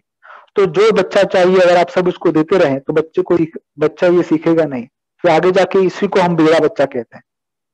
हाँ, बिगड़ा बच्चा मतलब क्या? बिगड़ा मतलब ऐसा है कि अगर कोई चीज उसको नहीं मिल रही है बड़ा होने के बाद, तो उसको कैसे रिएक्ट करें उसको पता ही नहीं है ना, क्योंकि कभी पता होने नहीं दिया, जो चाहा था सब कुछ दे दिया उसको। तो इसलिए बच्चे, हम इसको बड़े में एडल्ट बेबीज भी कहते हैं, कि ये एडल्ट बेबी है, बड़ा हो गया है लेकिन दिमाग बच्चे का है, कुछ चीज नहीं मिली तो बच्चे जैसा बर्ताव करेगा। ठीक है, ये हो गया तीसरा वाला, जिसको हम सबमिसिव या लाड़ प्यार करने वाला पेरेंटिंग कहते हैं। और चौथा पेरेंटिंग का स्टाइल जो है, जिसको हम कहते हैं अथॉरिटेटिव। मतलब इसको हम ऐसे कहेंगे कि, अभी उसको मुझे उसके लिए अच्छा सा हिंदी वर्ड नहीं आ रहा है, शब्द सब समझ नहीं आ रहा है, बट ऐसा है कि आप बच्चे के जो विचार हैं, किसी चीजों के बारे में विचार होंगे, उसके ओपिनियंस होंगे, वो कुछ चाहता होगा नहीं चाहता होगा, सब कुछ चीजों का ख्याल रखा जाएगा। ख्याल मतलब आप उनको सुनेंगे, ठीक है। और अगर कुछ नियम बनाने हैं, मैं डिसिप्लिन के बारे में जब बात कर रहा था, बोला था कि कुछ नियम होते हैं, ये है वो है, तो जो आपके घरों में आपके बच्चों के लिए जो नियम बनेंगे, वो नियम बनाने में बच्चों का भी हिस्सा उतना होना जरूरी है। अगर कुछ रिवॉर्ड तय होना है कि इसके बाद में आपको क्या दिया जाएगा, उसमें बच्चों का भी विचार होना जरूरी है। बच्चों को लगता है, उसको लगता है कि हाँ ये देखो ऐसे ऐसे कर सकते हैं, हम करना चाहते हैं, ठीक है, तो उसका विचार होना जरूरी है। लेकिन अगर कुछ चीज ऐसी है जो कि बिल्कुल ही सही नहीं है, तो आपने, जैसे कि हम अगर अब हमारी देश के बारे में सोचेंगे, तो जैसे कि डेमोक्रेटिकली आप पार्लियामेंट देखोगे तो बहुत सारा चीज चलता है, लेकिन अगर उसमें कुछ ऐसी चीज हो गई जो सही नहीं है, कोई लॉ बन गया जो सही नहीं है, तो सुप्रीम कोर्ट उसको खारिज कर देगा। ठीक है, वैसे ही अथॉरिटेटिव पेरेंटिंग है कि जिसमें सब कुछ चीजों के बारे में हम चर्चा करेंगे, सब कुछ बनाएंगे, नियम भी चर्चा करके बनाएंगे, लेकिन कहीं कहीं ऐसा होगा जहां पर मैं एक पेरेंट के तौर पर मुझे अगर लग रहा है कि ये सही है तो मैं सही कहूंगा, अगर मुझे लग रहा है कि ये सही नहीं है तो मैं बिल्कुल ही ना कहूं। फर्क समझ में आ रहा है कि जो अथॉरिटेरियन है, जो हुक्म जैसा है, उसमें बच्चों के व्यवहार, विचारों का, उनकी भावनाओं का कुछ वैल्यू ही नहीं है। इसमें ऐसा नहीं है, इसमें है, वैल्यू है, हम सुनेंगे, बट कुछ कुछ चीजें ऐसे हैं जहां पर जो पेरेंट्स कहते हैं वो ही फाइनल होगा। फाइनल वर्ड जो कहते हैं हम, कि किसी मामले में फाइनल वर्ड किसका होगा, तो वो पेरेंट का। अभी 4 पेरेंटिंग स्टाइल हम कहते हैं, और जो रिसर्च हुआ था पहले, उनको लगता था कि चौथा वाला सबसे अच्छा है और चौथा वाला ही होना चाहिए सब जगह पे। अब बाद में जो रिसर्च हुआ उसी के ऊपर, तो उनको ऐसे पता चला कि कुछ कुछ जगह पे, जैसे कि जापान है, चाइना है, वहां पर ये चौथा वाला चीज ना ज्यादा अच्छे से, इतना अच्छा काम नहीं करता है, या फिर बाकी जो 3 पेरेंटिंग स्टाइल है उससे इतना भी बुरा असर बच्चों के ऊपर नहीं होता है। बुरा असर क्या होगा, जैसे मैंने कहा कि एडल्ट बेबीज या निग्लेक्टफुल अगर पेरेंटिंग है, आप बिल्कुल ही अनदेखा कर रहे हो बच्चे को, तो बच्चे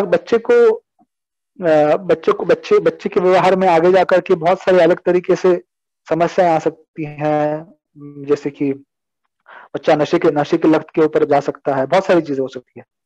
तो ये जापान और चाइना में उनको दिखा कि ऐसे नहीं हो रहा है, और तो फिर उनको ऐसे, उन्होंने ऐसे उसका रिसर्च ये किया है कि आसपास, आपके बच्चे के आसपास, आपके फैमिली के आसपास कैसा माहौल है, उसके हिसाब से आपको आपकी पेरेंटिंग में तब्दीली करनी पड़ेगी।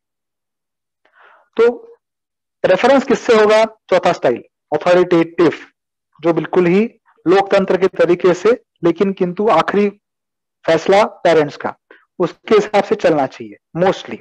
लेकिन जहां जरूरत हो, कभी कभी, जैसे कि मान लो कोई ऐसी जगह पल बढ़ रहा है जहां पे आसपास के जो बच्चे हैं वो बिल्कुल ही मतलब जिसको हम बुरी संगत कहते हैं, बुरी संगत वाले बहुत सारे बच्चे हैं ना, जैसे कि लोअर एरियाज हैं, झुग्गियां हैं, ऐसे ऐसे जगहों पे कोई रह रहा है जहाँ पे आसपास अच्छा एनवायरनमेंट नहीं है बच्चे को बढ़ने के लिए, वहां पर आप लोकतंत्र के तरीके से करने जाओगे तो शायद मुश्किल होगा। वहां पे आपको हुक्म के तरीके से करना पड़ेगा कि ना, मतलब ना, क्योंकि आप उस वक्त वो बच्चा देख रहा है कि उसी के एज का आगे वाला, अगली सामने वाले घर में रहने वाला, सामने वाली झुग्गी में रहने वाला बच्चा जो है वो नशा कर रहा है, ये कर रहा है, वो कर रहा है, तो वो तो लोकतंत्र में अगर है तो वो बताएगा, बोलेगा देखो वो कर रहा है, आप मुझे भी करने दो, ये करो वो करो। तो ऐसा अगर चीज है तो आपकी आसपास क्या हो रहा है उसी के हिसाब से आपको अपने पेरेंटिंग स्टाइल में तब्दीली करनी पड़ेगी। मोस्टली जो अथॉरिटेटिव, जैसे मैंने कहा लोकतंत्र वाला, वो आपको करना है। ठीक है, थैंक यू सर, बहुत अच्छे से आपने यहाँ पे एक्सप्लेन किया है, विद एग्जांपल आपने एक्सप्लेन किया है। एक जो क्वेश्चन है, बहुत बार रीइंफोर्समेंट के बारे में हम पेरेंट्स को बताते हैं क्लिनिक में, जब बच्चे को सुधारना है तो अलग अलग टाइप के रीइंफोर्समेंट के बारे में हम बताते हैं। तो ये अलग अलग टाइप के रीइंफोर्समेंट क्या होते हैं, और उसके जो शेड्यूल भी होते हैं, कि वो जो टास्क शेड्यूल होता है वो कैसे होता है, उसमें क्या किया जाता है, ये हमारे दर्शकों को बताते हैं। राइट। अभी जब हम रीको शेड्यूल की बात करते हैं तो पहले तो ये समझना है कि देखिए बच्चा जो है बिल्कुल ही, मतलब जानवर नहीं है। हाँ? जानवर इसलिए मैंने ये शब्द कहा, जैसे कि कुत्ता है या मान लो बंदर है, तो बंदर को खिला देने वाली कुछ भी चीज, आप कुछ भी एक्शन के उसको खिला दोगे तो वो चीज बार बार करता रहेगा, वो सोचेगा नहीं कि ये सही है गलत है, उसमें ज्यादा सोचने का है नहीं। वैसे ही कुत्तों के बारे में होता है, उसको आप कुछ खाने की चीज आप दोगे तो जैसे आपको, अगर आपने अगर देखा होगा कि जो कुत्तों को ट्रेन करते हैं वो क्या करते हैं, वो कुछ एक्शन करने के लिए बोलते हैं, फिर उनको कुछ खाने की चीज देते हैं, तो वो रिवॉर्ड हो गया उसके लिए। तो बच्चे तो उतने वैसे तो नहीं है, हमारे बच्चों में कुछ सोच विचार करने की भी ताकत है। तो रीइंफोर्समेंट शेड्यूल जो है वो जरूरी है, ऐसे नहीं कि जरूरी नहीं है, बट उसको एकदम अगर वैसे की वैसे फॉलो करेंगे कि बच्चों के बाद बातें नहीं करनी है, उनके विचारों को, उनकी भावनाओं को महत्व ही नहीं देना है, तो वो भी बात सही नहीं होगी। ठीक है, आप ये बात पहले समझ लीजिएगा, फिर हम रीइंफोर्समेंट शेड्यूल के बारे में बात करेंगे। रीइंफोर्समेंट मतलब क्या? बढ़ावा, बढ़ावा देने के लिए जो भी आप चीजें करते हो उसको रीइंफोर्समेंट कहते हैं। हर कोई चीज, हर कोई या हर कोई चीज जो एक व्यवहार को बढ़ावा देती है उसको हम रीइंफोर्समेंट कहते हैं। तो अगर आप, जिसको रिवॉर्ड भी बोल सकते हैं हम, अगर उसको रिवॉर्ड देना है किसी भी बर्ताव के लिए, तो हमको 4 चीजें ध्यान में रखनी है। एक, अगर ये तय, वो पहले आपको समझना चाहिए कि रिवॉर्ड पहले तय होना चाहिए कि ये करेंगे तो क्या होगा, क्या मिलेगा आपको, ये पहले तय होना है। और इसी में हम लोगों ने मुझे कहा था कि सर आप तो ये मतलब उसको जो है कि रिश्वत के तौर पर दे रहे हो कि तुम ये करोगे तो मैं तुमको ये दूंगा, है? देखिए उसमें डिफरेंस ये है कि रिश्वत आपको काम करने के पहले दी जाती है, काम करने के बाद मिलता है वो रिवॉर्ड, और जो लीगल तरीके से हो। अगर मैं काम करने के बाद अगर मुझे मिल रही है तो वो रिश्वत नहीं होगी ना, वो मैंने कमाई हुई है। तो रिवॉर्ड ऐसा है जो उसने कमाना चाहिए, और कमाने के लिए आपने उसको कुछ करना चाहिए। ठीक है, तो ये जो आपने रिवॉर्ड तय किया, छोटा चीज होता है जैसे कि देखो तुम अगर 6 दिन तुमको कहाँ जाना है, मुझे वो पिक्चर देखना है बाबा, वहां पे जाके अच्छा नया अवतार का नया मूवी आया है, मुझे वो देखना है। कब देखनी है? वो तभी 2 हफ्ते में चली जाएगी। ठीक है, 2 हफ्ते में देखनी है, ठीक है, मैं तुम्हारा अभी टिकट मैं बुक कर देता हूँ, या हम जा सकते हैं। लेकिन मुझे ऐसे लगता है कि अगर तुम ये 8 दिन में ये करोगे तो फिर हम जा सकते हैं, तुम नहीं करोगे तो नहीं जाएंगे। ठीक है, ये तय कर लिया आपने। उसने भी कहा कि ठीक है पापा ऐसे कर सकते हैं, मैं भी अच्छे से पढ़ाई करूंगा, स्पोर्ट्स करूंगा, चिल्लाऊंगा नहीं, फिर हम जाएंगे। अगर ऐसे तय हुआ तो 4 चीजें, एक, जैसे ही आपने जो बताया चीज है कि ये करने के बाद ये होगा, तो जैसे ही वो चीज, वो बर्ताव उसने किया है, तुरंत आपने उसको वो रिवॉर्ड देना है। मतलब 6 दिन अच्छा बर्ताव किया, 7वें दिन आपको रेडी होना है कि बच्चा आपका मांगेगा अभी मेरा रिवॉर्ड दो, हम मूवी जाएंगे। आपको रेडी होना उस वक्त। अगर आप नहीं नहीं अभी नहीं, अगले हफ्ते जाएंगे, ऐसा आप कहोगे, तो वो 6 दिन जो उसने काम करा है अच्छा, उसको रिवॉर्ड नहीं मिल रहा है, डिले हो रहा है, मजा नहीं आएगा उसको, उसका उसकी अहमियत नहीं समझेगी। तो इमीडिएटली देना है। दूसरा, बिल्कुल ही शुद्धता से बोल करके देना है कि देखो बेटा, जैसे मैंने पहले भी कहा था कि ये तुम्हारा जो बर्ताव था 6 दिन का बहुत अच्छे रहा, हमने जैसे तय किया वैसे ही रहा, और इसीलिए खुश होकर के हम मूवी जा रहे हैं। ये कम से कम 3-4 बार बोलो, ताकि उसके दिमाग में आएगा कि हम उसको मूवी देखने क्यों मिल रही है, ये उसने कमाई हुई है। ठीक है, तो एक तो तुरंत देना है, दूसरा शुद्धता से बोल करके देना है, तीसरा, अगर कोई ऐसी चीजें कि जब जब भी तुम ऐसा ऐसा करोगे तो तुमको ये मिल जाएगा। फॉर एग्जाम्पल, किसी बच्चे को कोई चॉकलेट पसंद है, कैडबरी चॉकलेट है, ठीक है, वो आप हर दिन तो पूरा एक बड़ा चॉकलेट दे नहीं सकते, हेल्दी नहीं है, हफ्ते में एक बार दे सकते हो, हेल्दी है, कोई दिक्कत नहीं है। ठीक है, तो आपने तय कर लिया कि हर 6 दिन के बाद 6 दिनों में तुमको ये करना है, 6 बार करोगे तो तुमको कैडबरी चॉकलेट मिलेगा। मान लो पढ़ाई है, पढ़ाई आपने 1-1 घंटा 6 दिन करी, तो 7वें दिन आपको चॉकलेट दूंगा मैं, ये आपने तय कर लिया। तो ये हर बार आपको उसको चॉकलेट देनी है, हर 6 दिन के बाद आपको चॉकलेट देनी ही है। अगर आपने नहीं दी तो फिर उसका अहमियत चली जाएगी, उसका इंपॉर्टेंस कम हो जाएगा। ठीक है, मतलब तुरंत देना है, शुद्धता से बोल करके देना है, हर बार देना है, जब जब भी वो बर्ताव जैसे तय हुआ वो बर्ताव करेगा तब तक आपको आपने उसको देना है। और चौथी बात है कि जब होता है वो बर्ताव तब ही देना है। वही कैडबरी की चॉकलेट अगर उसको किसी और तरीके से मिल रही है तो फिर वो बर्ताव नहीं करेगा। जो तय हुआ है वो मैं, अगर मुझे बिना काम करके सैलरी मिल रही है भाइयों, तो मैं काम क्यों करूं? ठीक है। तो वो जो एक तय हुआ है रिवॉर्ड, वो कहीं और नहीं, वो जब करोगे तभी मिलेगा। तो ये 4 चीजें आपको ध्यान में रखनी है रिवॉर्ड के बारे में। और शेड्यूल जो है वो अलग अलग तरीके के हैं। मोटा मोटी तौर पर आपको ये समझना है कि धीरे धीरे धीरे आप जब भी उनको ये रिवॉर्ड देते हैं, तो स्टार्टिंग में तो जो बिल्कुल छोटे होते हैं बच्चे उस वक्त, तो तब तो खाने वाली चीजें ज्यादा पसंद होती हैं। थोड़े बड़े हो जाते हैं तो हासिल जो दिखते हैं, जैसे कि मोबाइल है, नया पेन है, बड़ा सा खिलौना है, तो हाथ में रखने के लिए देखो मेरे पास है, ऐसी वाली चीजें ज्यादा अहमियत रख सकती है। लेकिन जब आप ये देते हो उनको, वो देने के वक्त आपने अपने मुंह से प्रशंसा करना जरूरी है, आपने उनको गले लगाना भी जरूरी है। वो इसलिए जरूरी है क्योंकि आगे जाकर के, क्योंकि बच्चे को आदत लग जाएगी। अगर आप हर बार देते रहोगे बच्चों को आदत लग जाएगी।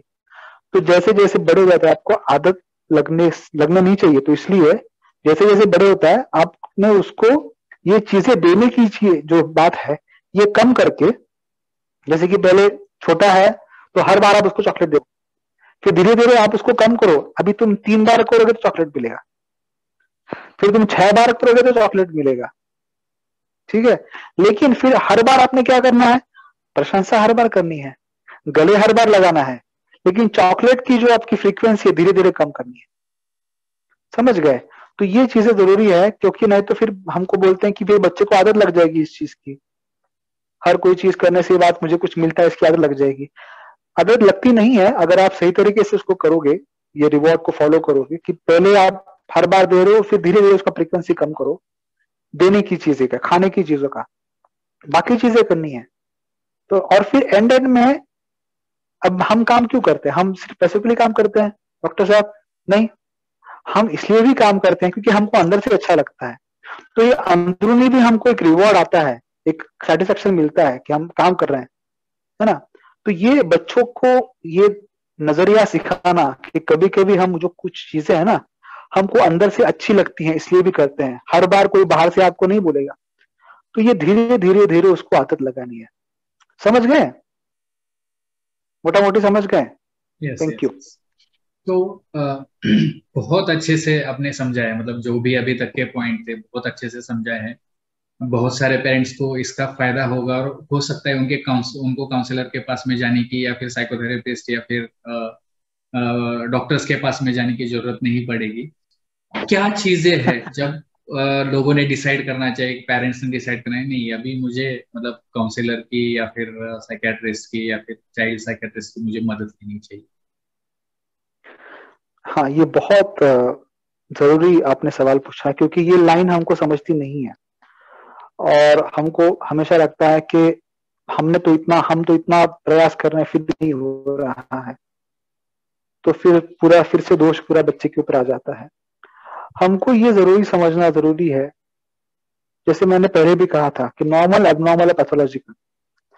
अगर किसी चीज हमने जो बात करे अभी, ये सब चीजों का आपने इस्तेमाल कर भी लिया, स्टार्ट भी किया, उसका अच्छे से डिफरेंस, उसका ज्यादा इफेक्ट नहीं हुआ है, परिणाम अच्छे से नहीं हो रहा है, जो चाहते हो वो नहीं हो रहा है शायद, और उसके साथ साथ उसका गलत परिणाम बच्चे की लाइफ के ऊपर हो रहा है, पढ़ाई के ऊपर, फ्रेंड्स के ऊपर, स्पोर्ट्स के ऊपर, उसके रिलेशंस के ऊपर, अगर ये सब हो रहा है तब सही होगा कि आप जल्दी से जल्दी, क्योंकि उसमें देरी करने से फायदा नहीं, ठीक है। अगर आपको लगता है कि ये चीज काम नहीं कर रही है और ये आगे बढ़ने वाली है, ये एबनॉर्मल से पैथोलॉजिकल हो रही है, तो आप तुरंत डॉक्टर के पास जाइएगा। मेरा तो ये कहना है, जैसे कि बाकी कोई शारीरिक अगर बीमारी है तो छोटा सा सर्दी जुकाम होने से भी हम डॉक्टर के पास चले जाते हैं। हम तब वेट थोड़ी करते कि नहीं देखेंगे, 6 दिन 2 दिन वेट करेंगे, फिर बच्चे का बुखार कम होगा, फिर बच्चे का जुकाम कम होगा। वैसे भी अगर आप कोई भी जुकाम या बुखार लेंगे तो उसको 6 दिन लगते हैं, 7 दिन लगते हैं। गोली खाएंगे 7 दिन, नहीं खाएंगे 1 हफ्ता, ऐसा हम कहते हैं, है। नॉर्मली जो हमको वायरल बुखार या जुकाम होता है वो गोली खाएंगे 7 दिन, नहीं खाएंगे 1 हफ्ता, ठीक होना ही है उसको। लेकिन हम वेट करते हैं क्या बच्चों के बारे में? हम वेट नहीं करेंगे, हम जाएंगे डॉक्टर के पास लेके जाएंगे। तो थोड़ा जल्दी भी लेकर के कोई फायदा नहीं, कोई प्रॉब्लम नहीं है, आप जाओ, बेझिझक जाओ, लेकिन स्टार्ट कर सकते हैं आपके तरफ से कुछ चेंजेस लाने के लिए। जब नहीं होता है तो लेके जाओ। कभी कभी बच्चे खुद बोलते हैं, कभी कभी मुझे याद है कुछ भी कि एक बार एक पेरेंट आए थे बच्चे को लेकर के, उसने खुद सर्च किया था इंटरनेट पर कि मुझे पापा ये तकलीफ है, कि देखो यहाँ पे लिखा हुआ है, और पेरेंट्स मानने के लिए तैयार नहीं थे। तो वो उसने टीचर को बताया, फिर टीचर ने पेरेंट्स को बताया, और फिर पेरेंट्स मेरे पास बिल्कुल ही मतलब है ना कि मजबूरी थी उनकी, इसलिए लेकर के आए, क्योंकि टीचर ने कहा था कि आप डॉक्टर के पास जाओ, उनका सर्टिफिकेट लाओ, तभी हम करेंगे। तो कभी कभी ऐसे भी होता है, तो बच्चों की भी बात सुनिएगा। ये सब है। आपको ये शायद पता होगा कि नहीं, एक संस्कृत में कहते हैं कि बालादपि ब्रह्म ज्ञानम। अगर छोटे बच्चे से भी आ रहा है, लेकिन अगर ब्रह्म ज्ञान हो सकता है वो, तो आप ये मत समझिएगा कि आपके बच्चों को समझता नहीं है। आपके बच्चों को भी उनके अपने तकलीफों के बारे में पता होता है, बस उनका जाहिर करने का तरीका शायद उसको मानने का तरीका अलग होगा। शायद आपके सामने नहीं मानेंगे, तो वो भी बोल सकते हैं, इंडिकेशन देते हैं बच्चे। थैंक यू सर, बहुत अच्छे से आपने समझाया है। Almost most of the questions हमने तैयार किया, मतलब कवर किए हुए हैं। और कुछ रहा होगा तो हम अब बाद में बता सकते हैं। फिलहाल ये फर्स्ट जो राउंड है वो हम यहाँ पे खत्म करना चाहेंगे। इसके बाद में फिर भी अगर ऑडियंस के मन में कुछ क्वेश्चन है तो वो हम लेंगे। ऑडियंस से रिक्वेस्ट है कि कृपया खुद से अनम्यूट ना करें। अगर आपको क्वेश्चन पूछना है तो आप हैंड रेज कर सकते हैं, या फिर चैट बॉक्स में भी आप क्वेश्चन पूछ सकते हैं। इससे पहले कि हम ऑडियंस राउंड चालू करें, हम आज का पहला क्वेश्चन मैं यहाँ पे पूछना चाहूंगा। आपको 9503421124 पे ये क्वेश्चन का आंसर करना है।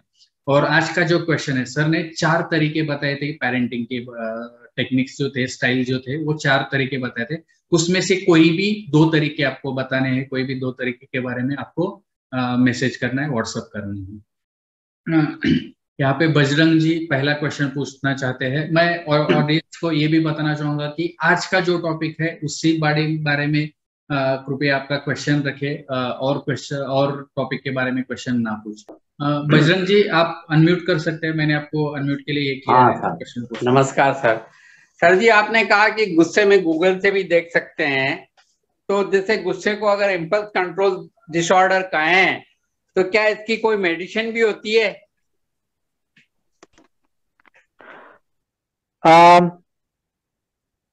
जी बजरंग जी, आपने एक तरीके से सही पढ़ा है कि कभी कभी गुस्से के बहुत सारे कारण हैं। कभी कभी जिस बहुत ज्यादा गुस्सा आता है उसमें इम्पल्स कंट्रोल डिसऑर्डर होने की संभावना है, और इसके लिए कुछ कुछ मेडिसिन भी होते हैं, ऐसे नहीं कि नहीं होता है। बट बच्चों में हम ये सीधा सीधा मेडिसिन का इस्तेमाल करना सही नहीं समझेंगे।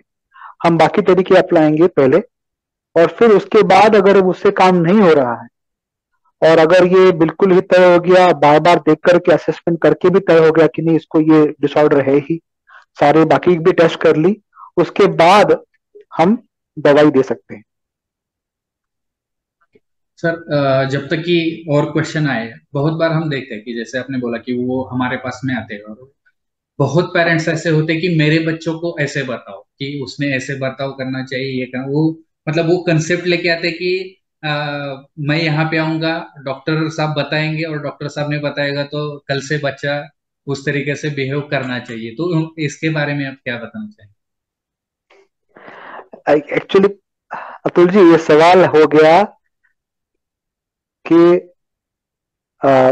एक साइकेट्रिस्ट के पास या चाइल्ड साइकेट्रिस्ट के पास या साइकोलॉजिस्ट काउंसलर के पास जाने की उम्मीद, मतलब उस वहां पर जाने का तरीका क्या होगा, वहां पे प्रोसेस क्या चलेगी, उसके बारे में समझना बहुत जरूरी है लोगों को। देखिए, अब बड़े लोग ले लेंगे एग्जाम्पल तौर के ऊपर, कि बड़े लोगों को अगर आपको कुछ बताना है, मान लो 30 साल 35 साल का कोई आदमी है, उसको कुछ बताना है, तो क्या आपको भी अगर मैंने बताया कि अरे ये तुम मत करो, अच्छा नहीं है, तो क्या हम मानेंगे तुरंत? नहीं मानते, हम नहीं मानते।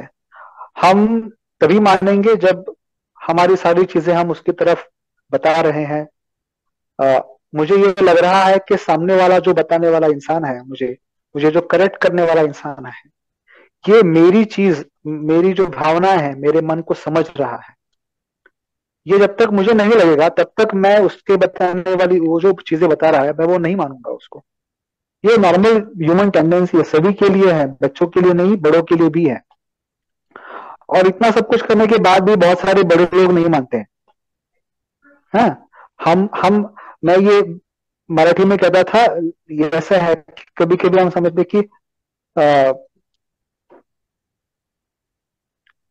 इंग्लिश में कहूंगा कि how can that boy not understand how my how मतलब माता और पिता जो है कितने कष्ट उठा रहे हैं, वो कैसे समझ नहीं सकता। उसने सब समझ करके मेरे हमारे साथ ये करना चाहिए, समझ सूझबूझ के साथ। ये जो सूझबूझ को पेरेंट्स बोलते हैं, आप मुझे बताइएगा 40 50 60 साल की उम्र में भी ये सूझबूझ आती है क्या सबको? नहीं होता है ना। कभी कभी बड़े लोग भी बिना सूझबूझ के, बिना ये सब चीज को अच्छे से ध्यान में रख करके बर्ताव कर देते हैं। तो अगर ऐसा कोई आप तुरंत एक्सपेक्ट करोगे, उम्मीद करोगे कि आप मैं लेके जाऊंगा, वो मुझे बताएंगे, बच्चे को बताएंगे, बच्चा ठीक हो जाएगा, ऐसा नहीं होता है। उसके लिए बहुत टाइम देना पड़ेगा। पहले दोस्ती करनी पड़ती है बच्चे के साथ, और फिर धीरे धीरे उसका उसका कहना क्या है उसके बारे में, उस बर्ताव के बारे में उसको जानना पड़ता है। और फिर उसको एक तरीके से बताना पड़ेगा कि ये सही नहीं होगा। लेकिन हमेशा ये याद रखिएगा, जैसे मैंने पहले भी कहा था, अगर आप किसी चीज को सही नहीं है ये मत करो, जब आप बताते हो उसी समय क्या सही है और क्या करना चाहिए ये भी बताओ। अगर आप किसी बच्चे को बताओगे कि टीवी बंद करो, टीवी मत देखो, तो नेचुरली मन में सवाल आता है, तो फिर मैं क्या करूं? तो आपने बताओ, अगर आप उसको ये बताओगे टीवी बंद करो और यहां पर आकर मुझे हेल्प करो, तो ये फॉलो होने की उम्मीद ज्यादा है, ना कि बस टीवी बंद करो। तो नेगेटिव अगर आप इंस्ट्रक्शन दे दो, उसके साथ साथ कुछ पॉजिटिव भी दो कि करना क्या है। ठीक है, तो ये नहीं होगा कि हम हमारे पास बच्चे को लेकर के आए, हमने ऐसे जादू कुछ कर दिया, छू बच्चा ठीक हो गया, ऐसे नहीं होता है। बड़े भी ऐसे नहीं करते हैं, बच्चे भी नहीं करेंगे, कोई भी नहीं करेगा। डेफिनेटली। मैं यहाँ पे दर्शकों से दूसरा क्वेश्चन पूछना चाहूंगा, जब तक कि ऑडियंस के कुछ क्वेश्चन आ जाए। तो अभी किसी का हैंड रेज नहीं है, फिर क्वेश्चन नहीं है, तो मैं दर्शकों से दूसरा क्वेश्चन पूछना चाहूंगा आज के क्विज का। सर ने रीइंफोर्समेंट के बारे में कुछ चीजें बताई थी कि जब रीइंफोर्समेंट हम करते हैं, बर्ताव बदलाव हम करने की सोचते हैं, तो कुछ चीजें ध्यान में रखना जरूरी है। 4 चीजें उन्होंने बताई थी अलग अलग, कि वो हर बार मिलना चाहिए। तो एक बार मैंने बता दिया है, तो ऐसी क्या 4 चीजें हैं? उनमें से कोई भी 3 चीजें आपको बतानी है कि ये चीजों का ध्यान रीइंफोर्समेंट करते वक्त ध्यान रखना चाहिए। सर एक जो क्वेश्चन था कि आजकल लगता है कि बच्चों को ज्यादा गुस्सा आता है, शायद गुस्से के बारे में हमने, एंगर कंट्रोल के बारे में बच्चे के बात नहीं किया है। Right right. हाँ, थोड़ा सा बात करी, ज्यादा नहीं किया हूँ। हाँ, एक बात है, थोड़ा सा दिख भी रहा है कि मोबाइल का यूज, स्क्रीन का यूज ज्यादा होने की वजह से बच्चों में थोड़ा सा नहीं होना, और इम्पल्सिविटी, और अटेंशन में थोड़ा प्रॉब्लम होना, और उसी वजह से गुस्सा आना। अब हमको बोलते हैं कि एक अभी ये सवाल मैंने पहले भी एक बार पूछा था कि 1 1.5 साल का बच्चा अगर मोबाइल यूज कर रहा है तो उसके हाथों में मोबाइल जाता ही है। दूसरा, हम बड़े जो पेरेंट्स लोग हैं वो बड़े ही मतलब उनको बहुत प्राउड फील होता है कि देखो मेरा बेटा तो मोबाइल पूरा यूज करना जानता है, इतना अच्छा सा, मुझे भी नहीं आता, इसलिए उसने बराबर से ढूंढ निकाला कहाँ यूट्यूब है, उसको सब पता है। अब देखिए, इसमें बच्चे की बुद्धिमान होने का कुछ संबंध नहीं है। बात यह है कि मोबाइल पे या कंप्यूटर पे जो भी है बिल्कुल ही प्रेडिक्टेबल है। ऐसा करेंगे तो ऐसा होगा, ऐसा नहीं करेंगे तो ऐसा नहीं होगा। ये सीधी सीधी बात है। ठीक है, तो ये इसलिए क्योंकि वो सीधा है, इसलिए बच्चा सीख जाता है जल्दी। क्योंकि उसको पता है कि मैं ऐसा ऐसा करूंगा तो ये आना ही आना है, उसमें गलती होगा ही नहीं। समझ गए? तो इसलिए बच्चे सीख जाते हैं। उसमें बच्चा बहुत बुद्धिमान है, बहुत अच्छा है, बहुत स्मार्ट है, ऐसा बात नहीं है। अगर कोई बच्चा अच्छे से ज्यादा खेल रहा हो या कुछ मतलब मोबाइल के अलावा बाकी चीजों में कुछ अच्छा कर रहा हो तो बोल सकते हैं। बट हाँ, मुझे मेरा बच्चा बहुत अच्छे से मोबाइल यूज करना जानता है, ये इसमें ज्यादा प्राउड फील करने की जरूरत नहीं है। आप उसको मोबाइल ना दें, मोबाइल देने की बजाय आप किताबें दें, चीजें खेलने के लिए बहुत सारी चीजें ला के दें उनको, उसको बाहर लेकर के जाएं, और आप अपना खुद का मोबाइल यूज कम करें तो ज्यादा फायदेमंद होगा। यहाँ पे अर्चना जी क्वेश्चन पूछना चाहते हैं। अर्चना जी, आप खुद को अनम्यूट कर सकते हैं और क्वेश्चन पूछ सकते हैं। Thank you sir. सर आपने बहुत कुछ अच्छा बताया। सर मेरा एक सवाल है, एक बच्चा है वो कैंसर पेशेंट है, 7 ईयर का है, तो उसको कैसे मोबाइल की लत बहुत लगी है और उसका गाल का कैंसर हुआ है। तो जो कैंसर गाल का होने की वजह से वो खा नहीं सकता, उसके नाक को नली लगी है, तो वो मोबाइल का यूज वो देखने में, खाने की चीजें देखने में, और उसका ज्यादा से ज्यादा वक्त वो मोबाइल में यूज करता है, क्योंकि अभी स्कूल नहीं जा सकता। तो उसकी लत कैसे कम करूँ?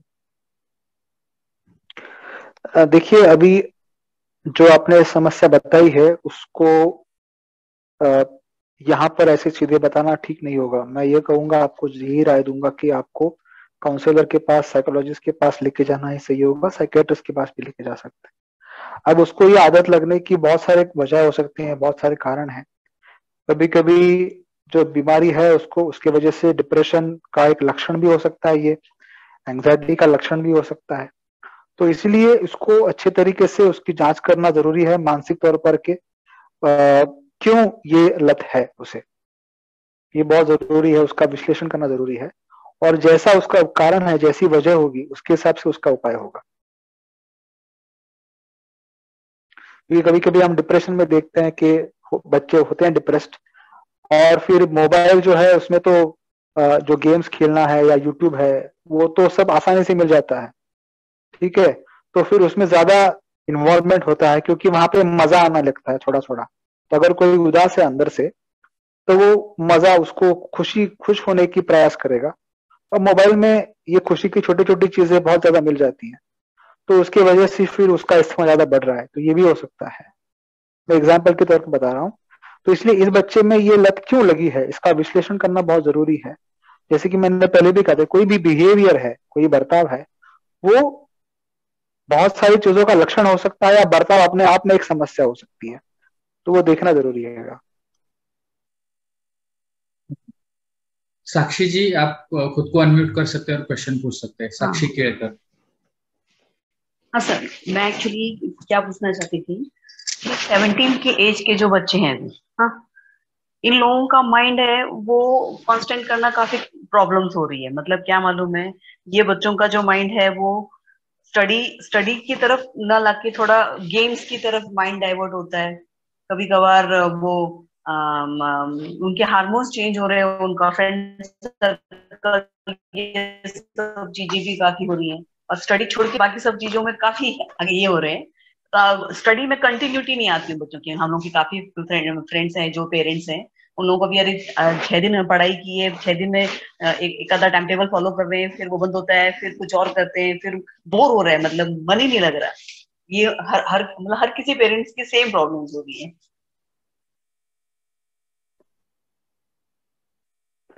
हाँ, तो इसमें सवाल क्या है आपका? सवाल ये है कि माइंड कांस्टेंट कैसे किया जाए बच्चों का। मतलब क्या रहता है कि उन बच्चों को क्या हम बताएं कि बाबा तुम्हें, जैसे आप डिसिप्लिन बोल रहे थे ना, डिसिप्लिन का एक जो आपने टॉपिक लिया था, कि बच्चों को हम लोगों ने डिसिप्लिन भी बताना चाहिए कि अब से, अगर अब ये जो 10th स्टैंडर्ड है आप लोगों का, हाँ, अब अगर आप लोगों ने माइंड को थोड़ा सा कंट्रोल करना सीख लिया तो आगे तुम्हें भविष्य में ठीक रहेगा। एक आधा तुम गेम खेल रहे हो या फिर जो कुछ भी चीज देख रहे हो, 4-4, 5-5 घंटे जब अगर आप लोग कंटिन्यू वही चीज कर रहे हो और स्टडी 1 घंटे में करके भी बोर हो जाते हो, तो क्या करना चाहिए मतलब? हाँ, अब एक बात है, जब मैं डिसिप्लिन की बात कर रहा था तो वो जितना जल्दी चालू करेंगे उसके बारे में बात करना वो अच्छा है। आप एकदम 10th स्टैंडर्ड में अचानक से बात करेंगे तो वो काम नहीं करेगा, क्योंकि तब तक तो बहुत नहीं सारा एक्चुअली चीज ऑलरेडी फॉर्म हो चुका है। एक नहीं, दूसरा बराबर है, बात 2 है साल कि हमारे कोरोना में चले गए ना, इसलिए वो थोड़ा सा उस टाइम पे कैसे मोबाइल और ये सब चीजें उनके हाथ में देना जरूरी था। अब कैसे 9th में हम ये लोगों ने आपने उनके हाथ से। बहुत ही, यानी ये बहुत बहुत ही जरूरी बात करी है। और ये यहाँ पर हम पूरी एक मतलब पूरी दुनिया में हम हम सारे मेंटल हेल्थ प्रोफेशनल सब इसके लिए प्रिपेयर्ड हैं, इसके लिए इसके साथ झगड़ रहे हैं, क्योंकि कोरोना की वजह से बहुत सारे परिणाम हुए हैं पूरी दुनिया में। है ऐसे नहीं कि सिर्फ भारत में हुए हैं या सब जगह पे हुए हैं, सब जगह हम ये तकलीफ देख रहे हैं कि एक तो लोगों को, बच्चों को मोबाइल स्क्रीन का एडिक्शन हो गया है, बहुत ज्यादा उसमें है, या फिर सोशल एडिक्शन नहीं है तो उसकी वजह से फ्रेंडशिप, रियल में जो फ्रेंडशिप है वो नहीं है। तो ये हम बहुत कुछ देख चुके हैं और इसके लिए कहीं ना कहीं प्रिपेयर होना जरूरी है। कहीं ना कहीं ये मानना पड़ेगा कि इन चीजों की वजह से कुछ हानि हुई है, उसको पूरी तरीके से ठीक नहीं कर सकते। ये बहुत जरूरी है। ये सिर्फ कोरोना का नहीं बात कर रहा हूं मैं। देखिए, आप जैसे हम छोटे थे तो उस वक्त काफी कुछ बाहर आपको अकेले घूमना है। 4th 5th स्टैंडर्ड में मुझे याद है कि मैं जब 4th 5वीं में था तो हम बहुत सारा डिस्टेंस अकेले ऑटो से जाकर के फिर वो पब्लिक बस से लेकर के जा सकते थे। क्या हम आज अपने बच्चों को ऐसे जाने के लिए अलाउ करेंगे? हम नहीं करेंगे। तो कहीं ना कहीं बच्चों के मन में हम बताएंगे कि अरे ये अच्छा होगा, इसमें डरने की बात है, कोई उठा के लेके जाएगा, ये करेगा वो करेगा। तो क्या उसकी वजह से बच्चों के मन में हम डर कहीं ना कहीं हम पैदा नहीं कर रहे हैं? कर रहे हैं, लेकिन करना पड़ेगा, उसको कुछ और है भी नहीं, क्योंकि सिचुएशन ही ऐसी है। तो कोरोना पे भी वैसी है कि कुछ कुछ सिचुएशन ही ऐसे हैं जिसकी वजह से तकलीफें हुई हैं और उसकी हानि अभी हमको आने वाले समय में दिखने को मिलने वाली है। इसमें कोई दो राय नहीं है और हम सभी उसके लिए प्रिपेयर हैं, हमको भी प्रिपेयर होना पड़ेगा। जो आपने स्पेसिफिक बात करी कि 10th स्टैंडर्ड के बच्चे, 12th स्टैंडर्ड के बच्चे, 17 ईयर्स के जो है, उनमें जो दिखता है कि अगर पढ़ाई में कम ध्यान है और बाकी इसमें ज्यादा ध्यान है, तो एक तो सबसे पहली बात है कि आप उनके साथ अच्छे से डायलॉग होना, ओपन डायलॉग होना बहुत जरूरी है। और डायलॉग ऐसे होना चाहिए जिसपे आप कोई अपनी राय ना दें, क्योंकि एक बार अगर मेरे किसी, मैं चाहे छोटी चीज हो, अगर मैं बता रहा हूं और उसके बारे में अगर किसी ने राय देना शुरू कर दिया तो मैं वो बात बताऊंगा नहीं पूरी की पूरी। तो एक नॉन जजमेंटल लिसनिंग हम जिसको कहते हैं, वो एक होना बहुत जरूरी है। पेरेंट्स ने ये बात ध्यान में रखनी है कि चाहे कुछ भी हो जाए, बच्चा और माता पिता का जो एक बॉन्ड है, जो एक नाता है, एक संबंध है, उसके ऊपर आंच नहीं आनी चाहिए। क्योंकि अगर हम उसके पीछे रहें कि उसको बर्ताव ठीक करना है, ये करना है, वो करना है, ऐसे अगर उसके पीछे रहें और उसके चलते हमारा जो उसका नाता है, हमारा जो बॉन्ड है, उसमें प्रॉब्लम हो रहा है या वो टूट गया, तो फिर बच्चे को फिर से, मतलब बच्चा एक ही व्यक्ति है, मतलब दो ही है जिसके पास बच्चा उम्मीद कर सकता है कि चाहे कुछ भी हो जाए जिंदगी में, लाइफ में, दुनिया में, यहाँ पर जो है मुझे बिल्कुल ही आसरा मिलने वाला है, मुझे सहारा मिलेगा, और वो है माता पिता। और कहीं वो उम्मीद नहीं कर सकता। अगर ये बॉन्ड टूट गया तो बच्चा पता नहीं कहाँ जाएगा, शायद उसको सहारा मिले नहीं मिले पता नहीं। अगर बहुत ही दिक्कत हो रही है आपको बच्चे को समझाने के लिए, तो आप बिल्कुल जाकर के किसी प्रोफेशनल काउंसलर का सहारा लीजिएगा, उनसे बात करिएगा, तभी चीजें ठीक से हो सकती हैं। क्योंकि ज्यादा आप फोर्स करोगे बच्चों को तो फिर वो उसका असर आपके रिलेशन के ऊपर हो जाएगा और जो सीन सही नहीं होगा। यहाँ पे चैट बॉक्स में एक क्वेश्चन पूछा है जो बहुत जरूरी भी है। टीन एज में बच्चे पेरेंट्स का फाइनेंशियल कंडीशन नहीं समझते और आसपास के जो लोग हैं, बच्चे हैं, उनसे वो कंपेयर करते हैं, उनके पेरेंट्स से कंपेयर करते हैं। उनको पेरेंट्स ने कैसे समझाना चाहिए? इसका जवाब, इतना जल्दी से जल्दी आप फाइनेंशियल चीजों में इन्वॉल्व करेंगे उतना आपको समझ आता है। होता क्या है कि जब बच्चा 5 साल का, अब उसके साथ ज्यादा बातें नहीं करते हैं फाइनेंशियल के बारे में।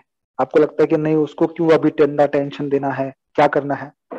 तो जो जितना वो समझ सकता है उतना उसके साथ ये बातें करिए, ठीक है। मुझे पता है, मेरा भांजा है, भतीजा है, जो मेरा भाई उसको लेके जाता था मॉल में, और भतीजा बोलता था पापा मुझे ये चीज चाहिए, और फिर मेरा भाई देखता था, फिर प्राइस की तरफ देखता था, फिर ऐसे मुंह बनाता था। अगर ज्यादा कीमत है तो ऐसे मुंह बनाएगा कुछ अपने आप में। तो भतीजा कहता था बाबा प्राइस ज्यादा है क्या, ठीक है बाद में कभी ले लीजिएगा। ये मैं मन की बात नहीं कर रहा हूँ, अभी वो बड़ा भतीजा मेरा, और ये काफी आइडियल भी हो सकता है, जरूरी है कि हर बच्चा ऐसे हो, बट बच्चे सब समझ सकते हैं अगर आप उनके साथ ये चीजों का डिस्कशन करोगे। जैसे वो समझेगा वैसे करिएगा। आपको 5 साल के बच्चे को आपका पूरा तनख्वाह बताने का जरूरत नहीं है, लेकिन देखिए जिंदगी में कुछ चीजों के बारे में हम कुछ नहीं कर सकते, हम हेल्पलेस होते हैं। ये भी कहीं ना कहीं बच्चों के अंदर ये भावना लाने का जरूरी है, कुछ समझना है। इसलिए भले ही आते हैं कि कुछ चीज ऐसी इस तरीके से हो, लेकिन नहीं हो सकता। मैं चाहता हूं कि छुट्टी लेके घर पे बैठूं, लेकिन नहीं हो सकता, बिकॉज आई एम हेल्पलेस। सो ये being helpless is not bad. कुछ चीजें हमारे कंट्रोल में नहीं होना ये बुरी चीज नहीं है, और हर वक्त इसके साथ झगड़ा नहीं, जूझा नहीं जा सकता, इसको बदलना नहीं जा सकता। ये भी कहीं ना कहीं बच्चों के अंदर ये चीज समझना बहुत जरूरी है। तो एक बार हाँ कि मैं कहता हूं कि बॉन्ड बहुत जरूरी है, लेकिन एज ए पेरेंट मुझे लगता है कि कभी ना कभी जिंदगी में एक बार आपके बेटे ने, आपकी बेटी ने बोलना चाहिए कि डैड आई हेट यू, या मम्मा आई हेट यू। अब इसमें हेट में मतलब एक्चुअल हेट नहीं है, आप जो उनके ऊपर लिमिट सेट करोगे, आप मर्यादा रखोगे, नियम बनाओगे, कुछ चीजें नहीं रोगे, इसलिए वो बोलेंगे। जैसे कि हम कहते हैं, हम भगवान को कहते हैं, हम कभी कभी बहुत ही फ्रस्ट्रेशन में आके भगवान को बोलते हैं आई हेट यू, या सिस्टम को गाली दे देते हैं, वैसी वो चीज हो, वो कुछ खोना चाहिए कभी कभी। थैंक यू सर, बहुत अच्छे से आपने समझाया है। इसी के साथ हम अपने प्रोग्राम के एंड में बढ़ रहे हैं, और टाइम है आज के विनर्स घोषित करने का। सबसे हमारे जो आज के पहले विनर है वो है रेखा जी। रेखा जी, अगर आप सुन पा रहे हैं तो कृपया हैंड रेज कीजिए ताकि मैं आपको पिन कर सकूं।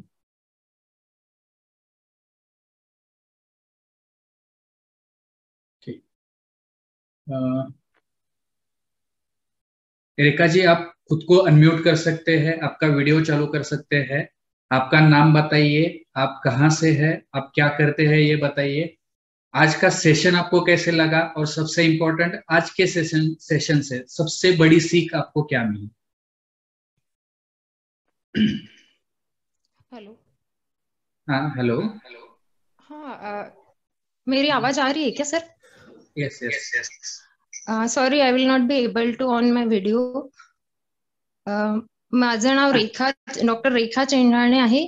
मी MD आयुर्वेदामध्ये MD केलंय, आणि लास्ट सेशन पासूनच तुमचे सेशन मी ऐकायला लागली आहे, आणि आजचा सेशन मला चांगला वाटला. आणि त्यातलं सगळ्यात जास्त सर जे लास्टला बोललेले आहेत ना, की काही गोष्टी आउट ऑफ कंट्रोल असतात, तर आणि आपण हेल्पलेस असतो, म्हणजे काही करायचं आहे पण करू शकत नाही, तर अशा सिच्युएशन मध्ये आपण म्हणजे कसं डील करायला हवं, हा पॉइंट मला जास्त आवडला सरांचा. Definitely, thank you. Congratulations once again. तुमचं गिफ्ट तुमच्यापर्यंत, आपका गिफ्ट जो है आप तक पहुंचा जाएगा. आपको मैसेज आएगा आपके नंबर पे. इसी के साथ आपको मैं धन्यवाद देना चाहूंगा कि आप जुड़ रहे हैं, और ये रिक्वेस्ट भी करूंगा कि लोगों तक इस प्रोग्राम के बारे में बात फैलाई है, ताकि ज्यादा से ज्यादा लोग ज्वाइन कर पाए, ज्यादा से ज्यादा लोग इसका फायदा उठा पाए. आज के हमारे दूसरे जो विनर है वो है सुनील नागरे जी. मैं आपको पिन कर रहा हूं, आप कृपया आपका वीडियो चालू कर सकते हैं, आपका ऑडियो चालू कर सकते हैं. मैंने आपको अनम्यूट किया है, तो आप कृपया आपके बारे में बताइए. बहुत सारे ऑडियंस भी अब तो आपको जानने लगे होंगे, आपका नाम बताइए, आप कहाँ से है, आप क्या करते हैं, आज का सेशन आपको कैसे लगा, और सबसे इम्पोर्टेंट आज का जो सेशन है उसमें से सबसे बड़ी सीख आपको क्या मिली? जी नमस्ते सर, मैं सुनील नागरे बुलढाणा जिला से हूँ। सिंदखेड पंचायत समिति में जूनियर एडमिनिस्ट्रेटिव ऑफिसर के तौर पर काम करता हूँ। आज का सेशन हम पेरेंट्स के लिए बहुत हेल्पफुल था, बहुत जरूरी था। बहुत सारी चीजें बच्चों के बिहेवियर के बारे में हमें पता चली है, और आज के सेशन में सबसे बड़ी सीख जो मिली है वो है कि हमारा पेरेंटिंग स्टाइल सही होना बहुत जरूरी है। हम पेरेंटिंग के बारे में ज़्यादा से ज़्यादा सीखने की कोशिश करेंगे। और दूसरी एक सीख ये मिली है कि माइंड केयर सेशन जो है रेगुलरली अटेंड करें और यूट्यूब पे भी इसे बार बार देखें, ताकि हम अपडेट रहे और हमारा रिविजन भी हो जाए। बहुत सारी जानकारियाँ हमें इस सेशन से मिलती है। हम आपके बहुत आभारी है Atul sir. Thank you very much और congratulations once again. Thank you. आपका एड्रेस हमारे पास में है, आप तक आपका गिफ्ट पहुंच जाएगा। हमारे आज के जो तीसरे विनर है वो है पिंकी जी। पिंकी जी मैं आपको पिन कर रहा हूँ, आपको अनम्यूट करने का मैंने ये किया है, आप अनम्यूट कर सकते हैं। आपके बारे में बताइए, आपका नाम, आप कहाँ से है, आप क्या करते हैं, और आज का सेशन आपको कैसे लगा, और सबसे इम्पोर्टेंट आज के टॉपिक से, आज के सेशन से आपको सबसे बड़ी सीख क्या मिली? मी पिंकी शहा आणि मी रेग्युलरली माइंड मॅरेथॉनचे सगळे लेक्चर्स व्यवस्थितपणे ऐकते, सगळे नोट्स लिहून घेते, प्रत्येक प्रश्नांचे उत्तर टाइम टू टाइम बरोबर प्रॉम्प्टली देते. This is the 4th prize I have got today, so thank you so much sir. आणि मी सगळ्यांना करावा प्रोग्राम, खूप छान सगळे सायकॅट्रिस्ट येतात, सगळी खूप व्यवस्थित टेक्निकल माहिती मिळते. आणि आज पेरेंटिंग स्टाईल बद्दल, बिहेवियरल मॉडिफिकेशन्स बद्दल आम्ही जे काउन्सिलिंग मध्ये शिकलो ते आम्ही पेरेंट्स पर्यंत कसं पोहोचवायचं ते खूप छान आणि सोप्या पद्धतीने सरांनी खूप छान समजून सांगितलं एक्झाम्पल्स देऊन. So thank you so much sir once again. Congratulations once again. आपका एड्रेस हमारे पास में है, आपका गिफ्ट भी आप तक पहुंच जाएगा। सर अगर आप सुन पा रहे तो अभी आपका वीडियो आप चालू कर सकते हैं। मैं सभी दर्शकों से रिक्वेस्ट करूंगा कि आपको आज का सेशन कैसे लगा कृपया चैट बॉक्स में लिखिए। सर के लिए मतलब थैंक्स का एक बड़ा चैट बॉक्स में आना चाहिए। मैंने चैट बॉक्स सबके लिए अभी ओपन किया है। सर के लिए आप स्पेशल थैंक्स भेज सकते हैं अभी। सर आपको फिर एक बार मैं धन्यवाद देना चाहूंगा। मुझे पता है आपने आपकी बिजी शेड्यूल में से आपको बहुत मुश्किलें आ रही थी, आपको परमिशन नहीं मिल रहा था, फिर भी आपने अपनी कोशिश की, अपनी लेवल पे आपने परमिशन ली, आप यहाँ पे टाइम निकाल के आए, तो मैं सबसे पहले धन्यवाद देना चाहूंगा आपको ये प्रोग्राम में पार्टिसिपेट करने के लिए एज अ स्पीकर। और हमें बहुत अच्छी इंफॉर्मेशन मिली। पर्सनली एज अ साइकियाट्रिस्ट भी मुझे बहुत सारी नई चीजों के बारे में आज पता चला है जो मैं इम्प्लीमेंट करूंगा मेरी काउंसलिंग के दरमियान। Thank you very much once again. सभी दर्शकों को मैं धन्यवाद देना चाहूंगा कि आप आते हैं। बहुत सारे दर्शक हैं जो बार बार आते हैं, जैसे सोनाली जी है, पिंकी शाह जी है, डॉक्टर सुधा गडियानवर है, सुनील नागरे जी है, मिताली जी है। तो मैं उन सभी दर्शकों को धन्यवाद देना चाहूंगा जो बार बार आते हैं। और सबसे इम्पोर्टेंट उन सभी लोगों को जो ये माइंड केयर मैराथन के बारे में सभी लोगों को पहुंचा रहे, लोगों तक पहुंचा रहे, लोग जुड़ रहे हैं, लोगों तक ये इंफॉर्मेशन आप लेके जा रहे हैं और लोगों को इसका फायदा भी हो रहा है। मुझे बहुत सारे मैसेज आते हैं कि ये सेशन में हमने ये सुना था, उसको इम्प्लीमेंट किया, उसको हमको ये फायदा हुआ। तो डेफिनेटली आपका जो भी आपको इम्पोर्टेंट लगता है आप इम्प्लीमेंट करते हैं, तो उसके बारे में भी हमें अवेयर करा सकते हैं, हमें बता सकते हैं, ताकि हमें भी थोड़ा सा अच्छा लगे। और उन सभी दर्शकों को मैं धन्यवाद देना चाहूंगा। सभी कॉम्पिटिटर्स जिन्होंने कंपटीशन में पार्टिसिपेट किया है उनको मैं धन्यवाद देना चाहूंगा। और ये सेशन मैं खत्म करना चाहूंगा। उससे पहले अगर सर जी आपको जाते जाते कुछ बताना है तो आप बता सकते हैं। Unmute yourself. या बहुत ही धन्यवाद, आपने मुझे यहाँ पे आने के लिए बुलाया और सब लोगों के साथ बात करने बहुत मजा आया।